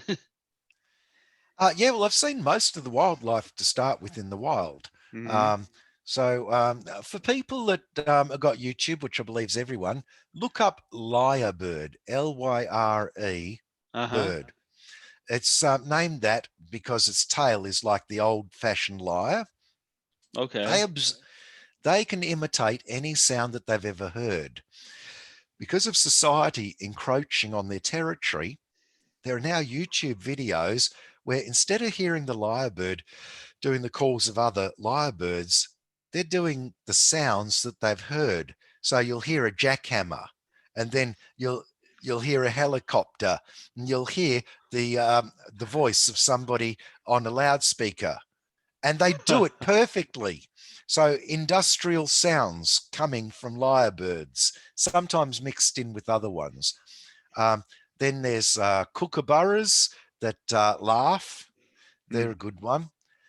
I've got cockatoos around me, even though I'm close to the city. Mm-hmm. Um, we've got very large flocks of cockatoos, um, and they're all down St Kilda Road into the city. Mm-hmm. And for all of the crazy stuff people see with cockatoos that are pets, the wild ones are the same. They I don't know if they know that they're so comical or not, but it's like they're putting on a comedy show, and they do love people's attention. As soon as you give them attention, they're off and they're going, "Ark, ark," and, the mohawks going up, and they'll do a dance and stuff. They just love it. So, yeah, actually, most of these creatures I'm talking about, they're not dangerous. They're just interesting. Mm-hmm.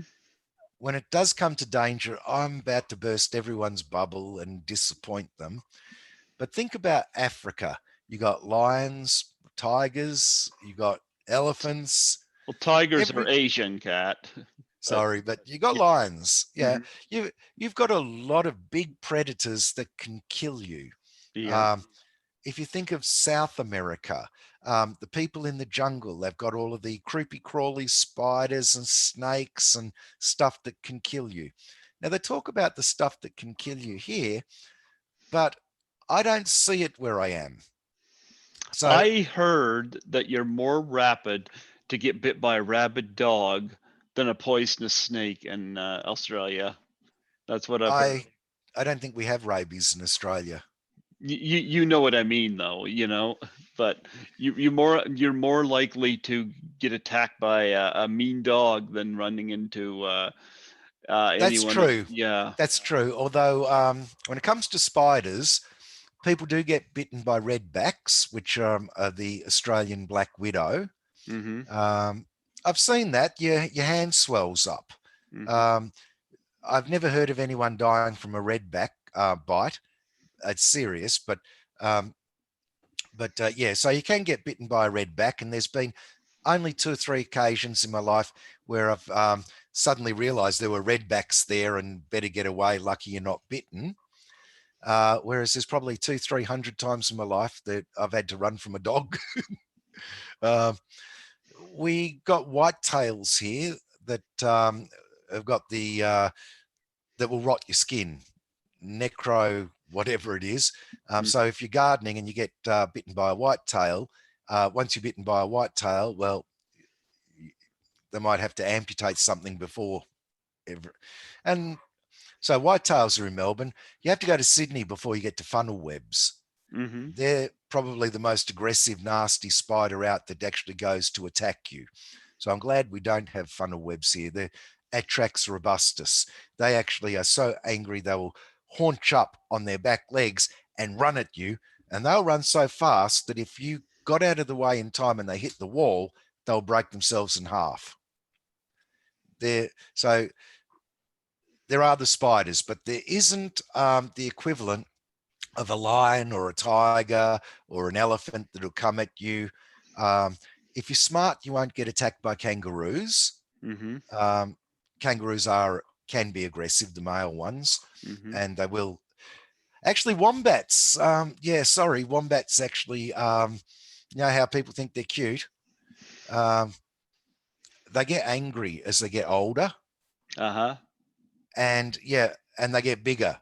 So if you come across an old wombat, you're in trouble because they're incredibly aggressive. They can rip you to shreds. You'll have to look up online and you'll see that there's stories, but I don't personally know anybody that's been attacked by a wombat. And I am told that they also start going a bit blind when they're old. So theoretically, you could get away from them, but there's some people that have been hurt by wombats. Do you have box jellyfish down where you are? Oh yeah, I yeah. heard those are very dangerous. There's the box jellyfish and there's the blue ring octopus. Oh, I've heard Um, of those too. Yep. yeah, certain beaches, and I think it's more Queensland, although I've seen that stuff on our beaches. Um, at one point, everybody that went to the beach, I think in Queensland, would take a bottle of vinegar with them because uh, if you got say around your arm, just the from the jellyfish, one of the I can't remember what they call it, the long stringy things. Tentacles. Yep. Yep, you would have to get the vinegar on very quickly to stop because they keep firing and putting venom in you. Mhm. A lot of people were putting pantyhose on, so you had lifeguards and they'd have pantyhose on up to their belly button, then another pair of pantyhose that they'd pull the crutch open and put that down because it had stopped the tentacles from getting in. Now, the beach near me really doesn't have anything dangerous that rolls up on it. St Kilda Beach is a sandy beach. You don't even get decent shells coming up, but it's a real beach. You get a lot of seaweed. Mhm. But yeah, when I'm sort of where there's an inlet, it's not the ocean that comes up to where I am. I'm with on Port Phillip Bay, so we've got a bay that comes in, and Mhm. that's fairly safe. Um, but if you're somewhere else and it's the ocean, you've got all of the dangers of the ocean.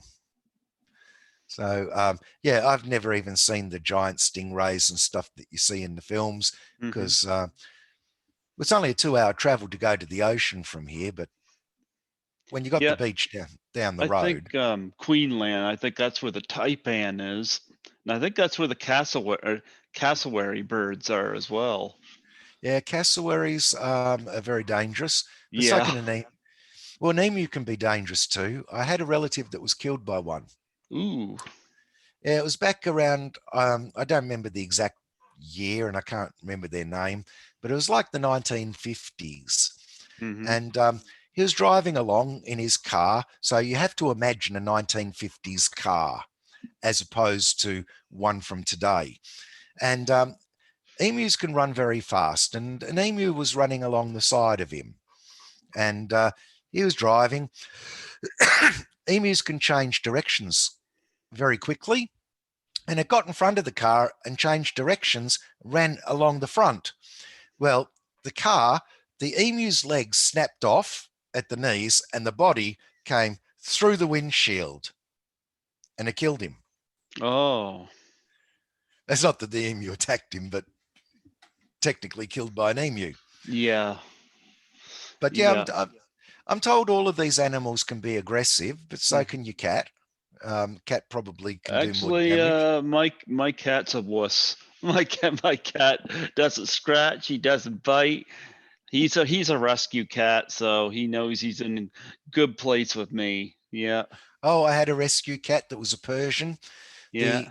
coolest cat under the sun. Mhm. Now, before I managed to get a cat box and I had to take the cat to the vet, Mhm. I put it into a cardboard box. It went vroom inside the cardboard box and actually managed to rip the cardboard box to shreds. So I realized at that point that just because the cat's docile and loves being around me doesn't mean that it couldn't be fatal if it felt it was protecting itself. And I think all animals are like that. So, well, majority. Yeah. So, so yeah, we've got so yeah, wombats aren't an aggressive creature that you've got to worry about, say, like lions, but they can be dangerous. When it comes down to is Australia really full of dangerous animals out trying to kill you? Um, I'd say not compared so much to say I wouldn't say the Australian bush is as dangerous as say the South American rainforests or the African bush. I'd say it was very tame. And Mhm. keep in mind that we've had Aboriginal people in Australia. It wasn't called Australia until we till somebody else named it, you know. But in this country, Aboriginal people have lived here for over 40,000 years, Yeah. and they didn't develop a highly sophisticated methods of killing, which you start to develop sophisticated methods of killing if something is trying to kill you and you need to defend yourself. I mean, they developed spears. They didn't develop bows and arrows. They didn't develop poison darts. They did have a spear thrower, but they didn't develop some highly sophisticated killing machine with 40,000 years of living here. Whereas we, the rest of the world outside of Australia, mainly Eurocentric world, um, tracks its progress to, say, the Middle East and 13,000 years ago, with 14,000 being about the time that the polar caps have melted enough and things had warmed up enough to get organized agriculture. And in just 14,000 years, have moved to some very, very um, sophisticated methods of killing and killed off lots of animals. Aboriginals just pretty much didn't have a big problem. So I don't think they're in any great danger from the animals. No, I So find the wildlife in Australia quite fascinating, you know. So many interesting animals, kangaroos, koalas, platypus, all those animals are so interesting, so yeah. they are. And look, just for the fact that you had people walking around in the nude with just spear means that you really weren't going to get uh, you weren't you weren't really going. You had to develop something more if you're in Africa and a lion could walk into your village or an elephant could trample it. Yep. Yep. Absolutely. Well, you know what? I was absolutely delighted to have you come on here today. And I actually meant to promote all of these other people's Aussie films, oh and yeah. I've really got to make an apology for being so brutally honest and actually knocking a few of them and actually knocking some of the B grade stars. I was just telling the Yeah, but you truth. you did you but you didn't mention any names, or I didn't mention any names, I but don't know who you're talking about, so yeah, I meant to be far more. talking far more about other people and then bringing myself in a little bit and saying, Mhm. oh, yes, these people make great movies and I've got a great movie. And then to say a lot of good stuff about a lot of people. We ended up in a far more candid chat than I probably should have for Oh, promoting. we probably went over an hour, I guarantee it. But you know Oh, what? we went I too. I find it fascinating. I love talking with you about Australia because I've never been there, you know? I just go by what I see on YouTube or whatnot, but I find it fascinating. And you Well, know what? You Canadian friends tell me that the similarities between Canada and Australia are a lot. Maybe not say with the weather, you know. Yeah, we get snow in the wintertime. It's hot out there now though, so Yeah. yeah, So, yeah. oh, we do get snow here, but in the you've got to go to the snow. It's going to be in the mountains. Mhm. You know, you go to special areas where it's snowing. Mhm. But yeah, aside from that, I'm just told that. Oh no, there is one big difference. You got Mhm. a far stronger French influence, and a lot of people can speak French. Not me. Uh, but yeah, friends that I've got from Canada, they Mhm. get very upset if you mistake the accent for being American, and Okay. then the differences start to come through, and they quite often say, "Look, Australia is more similar to Canada than Canada is if you just hop over the border and go into New York." Yeah. Yeah, we've got some interesting wildlife here too. Probably Mooses. our biggest is our moose, but I've never seen one personally. We got lots of deer, and we got critters like raccoons, skunks, porcupines, foxes. You know. Yeah, The raccoon is the one that's got me the most amazed. We've got small bushland creatures like possums, not the yeah. American possums. We've got all of those cute ones, but the raccoons are just, they've got little hands. They pick Mm. things up and they're more Actually, intelligent and they've got more personality. it's funny because I was taking garbage out to the dumpster the other night, just down the way from the apartment, and I tossed the garbage in the dumpster, and this raccoon jumped out and ran away. I was like, "Oops, sorry to disturb you." I'd be Yep. terrible being in any place with raccoons because I'd want one for a pet. Um, Yeah, we've and got them all over the place. We I'm got told bee. you're not allowed to do that. Not No, allowed to have a pet raccoon. no, and some people say skunks make great pets, but I'd say take the odor out of them before you want to do that. Oh Um, no, I wouldn't risk with the skunks. yeah. But no, we've got possums. They're nothing as everybody looks at them and goes, oh, they're so cute, they're fantastic. The world raves about them. They're nothing as close as good as a raccoon. But I'll feed possums. Mm-hmm. I I fall in love with all of the wildlife that's around here. Mm-hmm. Um, but there's nothing as animated and as intelligent and funny as a raccoon. It's like they're better than cats with all the things they can do. Oh yeah. Well, we've got them all over the place here, raccoons. You know. Yeah. Um, I've like right in the city here. You know, they come out at night, of course, dig through the dumpsters or whatnot, but and I see porcupines every so often, and once in a while a skunk. You know, they don't bother me though. You know, as you leave them alone, they won't lift the tail. I think Aussie wildlife's pretty much the same. Mm-hmm. Um, you've you might make you might accidentally do something and upset a kangaroo. Mm-hmm. We don't get them technically in the city, but they have come out to the outer suburbs. Mm-hmm. So people that are close to the country can get the odd kangaroo hopping. Oh, you don't get the odd kangaroo hopping. They're like rabbits with the way they breed. Yep. You can get a lot of them hopping through. Um, And once but in a while, once in a blue moon, I might see a turtle. In the summer, we can get garter snakes, which are harmless. Um, we've got bald eagles. which are nice whenever you get to see them. Yeah. Actually, I just remembered kangaroos are incredibly dangerous. It was Mhm. something I saw years ago. I was sitting down in what was called the Burke Street Mall. This is a mall in the middle of the city. There Mhm. are trams going by. It's just a big crowd everywhere. And I Uh-huh. noticed somebody looking at the woman that was sitting next to me, strange. And I looked over, she's actually cuddling a joey, a baby kangaroo. Okay. It's not even legal to be doing that, right? But she actually was cuddling one. So, and it just happened to be next to me. So we got into a chat. And as we're getting into a chat and she's telling me about everything, I noticed white marks all over her arm. And these were only from Joey's.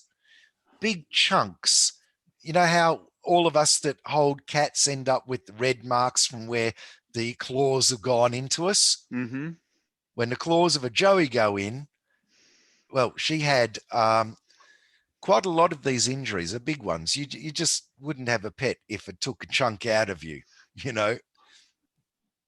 But I saw a fight on YouTube between a kangaroo and a dingo, and the dingo ended up making the retreat.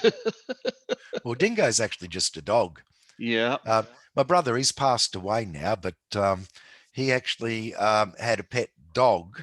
He'd come back from the country where he'd been living for years, Mhm. and of all things, it was a bloody dingo. Um, so he's walking around the city. I don't think it's legal, but he's walking around the city with a pet dingo. Mhm. And yes, it is a dog. So I would say a pit bull would probably be a bit scarier if it was angry with you than a dingo. But so we're talking about a wild dog that has got a big reputation, Mhm. but you know, in society we've bred dogs that are scarier. I'm not really afraid of dogs. Once you've handled a 10 or 12-foot python, you're not afraid of dogs. Oh, I'm scared of a 10 or 12-foot python. Believe me. And, Yeah. yeah, I'm not. I'm not the big idealist that I was about animals when I was a kid. Yeah. I do believe that wild animals will kill you without remorse because I saw my cat never had any remorse when it did something to me. So if it accidentally bit me and its teeth went through my finger, Uh-huh. it's still sitting there like, hey, it's all cool. And I'm going, no, it's not. And the cat doesn't care. Go on, feed me. And I thought, no, no, no, not risking it. Well, I'd better let you wrap it up there. yeah, I've had fun talking to you. I'll tell you what, next year, like I'll give it a year. I'll have you back on, and we'll see if you got more projects going, and if Well, these there's ones three are out. about to come out. So Yeah, we got next, toxic alien zombie babies from outer space, and yep, we've got badass bunyip, but bunyip. and we got Evil Fred. Oh no, Evil Fred's not mine. I'm Oh, only acting in that. oh, okay, not, I think Evil Fred is just a short, oh, but okay. one that's not on the IMDb because we haven't announced it Well, is it is on here. Oh, okay, yeah, one is called Dark Ditties. It's actually just okay, an anthology. So I've okay. taken 9 of the short films that I've worked with Gerardo, Mm-hmm. and we introduced them in a Rod Serling style. So there's an Mm-hmm. intro with the introduction, the ending, and an introduction for each film. So technically not something new because 8 of them are already on the YouTube. But yeah, so there's an anthology feature called Dark Ditties. Badass Bunyip will be first, Dark Ditties second, Toxic Alien Zombie Babes third. And I think those features are going to fall once every 2 months. Okay. So so for 6 months, there'll be 3 features come out. Mm-hmm. And that's all due to the lockdown. Things would have been spread out like in a more normal fashion. And Mm-hmm. Badass Bunyip would have actually been out a year ago. Toxic Alien Zombie Babes was only made because of the lockdown, but imagine if that wasn't the case and we made it, that would have come out a year later, and then Dark Ditties a year after that. So yeah, it's all going to be condensed into 6 months. It'll be 6 months where we don't know what cinemas are open, what ones are closed, and nobody around the world knows if they're going to go into a lockdown. Mm-hmm. So they're going to be released into a fairly strange environment, but any cinema that wants them for free can have them for free, as long as I don't have to convert the DCP files and send them, because they end up becoming so chunky. Mm-hmm. It's too much. They just have to take, say, the 2 gig download and do the conversion themselves, which is easy. Any cinema can have them. Any TV station can have them. In fact, I'd like everybody to have them, so that the people that put their heart and soul into acting in these or being crew can turn around and say, you know that big famous film, Badass Bunyip? I was the sound engineer. Oh, great. We're looking for a sound engineer. That sounded good to me. You obviously, you got the job. Or, well, crew always end up, I lose them all because they'll end up with work after they've shown stuff they've done for me. It's the actors that get the hard time. So hopefully the actors can get a name, and maybe somebody's selling, breakfast cereal and getting 20K an ad for each breakfast cereal ad they do. And another person has got a big enough name that they can go and, be a draw card public speaker or something. But, click off the acting careers of those that really put in, 150%. Mm-hmm. I think my last question is, do you have a web page or any charities you want to plug and promote on here? I actually don't have. We did do some stuff for Thank You Fireys. Okay. That's a charity. Um, just before the lockdowns happened and Mm-hmm. before all of the apocalypse happened, Australia was burning up in bushfires. Oh, I yes, don't, I remember. Yes. and I actually we, made a donation to that yeah, through somebody. So, well, we wanted to do something, and it's totally different to anything that we've been doing. Whereas we've been doing a lot of fun stuff, usually schlocky, but there's some stuff that's just horror. It's all the stuff, the genre stuff. We did something for highlighting post-traumatic stress disorder mm-hmm. for firemen, Mm-hmm. which is totally different to anything else because it's a very serious subject. Um, we took Hamlet, the scene from Hamlet where Hamlet is contemplating suicide, Mm-hmm. and put it into plain English. Um, so I had to really research things like what is a bear bodkin, and for who would Fardell's bear, what these things mean, and then think them through and then put them into order so that it's a logical thought. So we got Hamlet in plain English, and a friend of mine that was a firefighter delivered those lines, Mm-hmm. which is different because normally I only make films where I'm starring in them.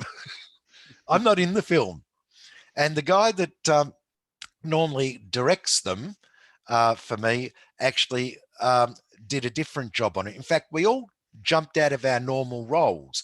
The guy that actually stars in this is usually the guy that does the lighting on my sets, but he was a firefighter. And when I talked to him about this, and I said, these volunteer firefighters, they only normally go out for a day, for because there's a flare up. If it's a big, intense one, they're off for the weekend. They're off now for 3 weeks. And I'm finding out about they're cracking.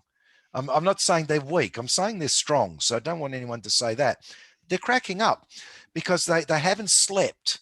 They're in physical danger, and they're pulling burnt koalas, out of the fire. They're seeing Yep. them, you know, dying, and it's just too much. And the post-traumatic stress disorder um, hasn't been addressed. And I thought, well, what can we do? And when I realized that Hamlet who's contemplating suicide but talks himself out of it is post-traumatic stress disorder. Mm-hmm. And I would like to say that I'm not as good a writer as Shakespeare.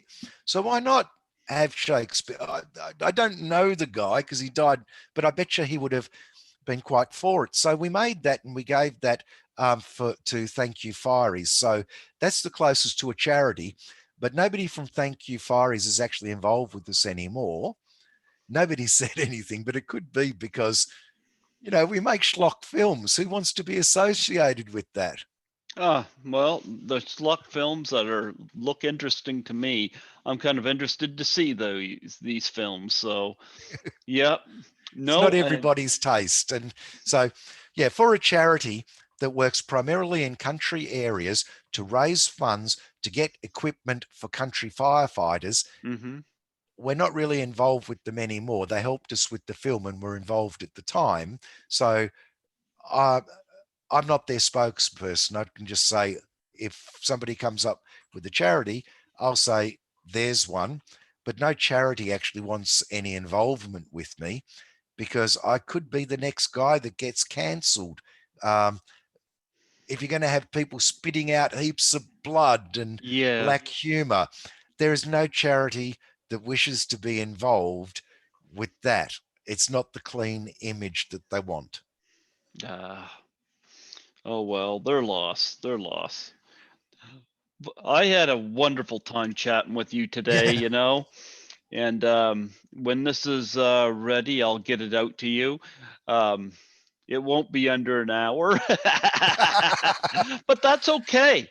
I enjoyed this very, very much, and I thank you for reaching out to me and giving me an opportunity. As a podcaster, it was just it's nice to have somebody say, I like you had something to offer. You reached out to me, and yeah, I got to Well, learn I a lot. appreciate it. Yeah. But even more than that, it's not just yourself. And I'm not trying to reduce you by saying this, but when I saw that your public radio, I've Yeah. uh, I've supported public broadcast radio in Australia since I've been 17. I'd heard of it before that, but I really didn't start turning on the radio. And a lot of the music that I got into, even politics, came from our two main public broadcast radio stations. And the whole time I was in a band, where the band always got to go on the community radio of whatever area we were gigging in. So um, the importance of community radio, just what I found in Melbourne, um, well, I don't have a word for it, just saying it's vital. And your community radio in Canada. And from what people tell me, Canada and Melbourne are Canada and Australia are very, very similar countries. Hmm. I'm assuming your public radio is very similar to ours. Well, mine, the one I'm associated with is CHSR FM. Um, it's located on University of New Brunswick campus, and that's on lockdown. And um, I'm still a member of the station, but I haven't been there since March 18th of 2020. So um, whenever it opens up down there, I'll bring my flash drive down and I'll play these and air these and yeah. But these will go out on YouTube and I'll give you a print of it whenever it's all ready. And yeah, you can I'll be share. re- You can I'll be share 'em. happy to promote it. Absolutely, absolutely. I thank you so much for coming on here today and promoting your work. And I had a delight chatting with you today. This was a lot of fun. Yeah, thank you for having me on. Yes, and I'd say good night to you. It's morning for me. Well, it's only 10:30 at night here, so Yeah, it's not the witching hour yet. yeah. A lot of It's the not podcasts, 9:30 in the morning here. a lot of the podcasts I've gone on, I've had to get up at 2 or 3 in the morning. Um, I mean, the world is now 24/7, Mm-hmm. and we are just all so connected now that, well, this basically is Dick Tracy. This Yeah. is Flash Gordon, where, up comes the screen and there's a person on the other end of the world, Yep. and it's like talking on the television. It is So, technology. yeah, from when I was a kid, we actually are living in the future that, not the one that Griswold predicted with Plan 9 from outer space, but certainly the one that a lot of the science fiction writers put in.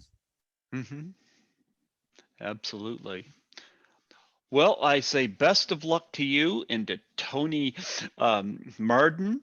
And yeah, we'll keep promoting your stuff. And yeah, I'll have you back next year. Be I'll delighted. be I'll be happy to be on your show again. Thanks. Yeah, absolutely. And I'll keep you connected on Facebook. And yeah, feel free to post it, like share any projects on my page. I'm happy to do that. So absolutely. Well, you have yourself a wonderful evening. I'm going to go about my morning. And I bid you a wonderful day and great luck with these projects. I look forward to seeing them. Oh, same here. Absolutely. Thanks. Absolutely. You take care. Bye bye.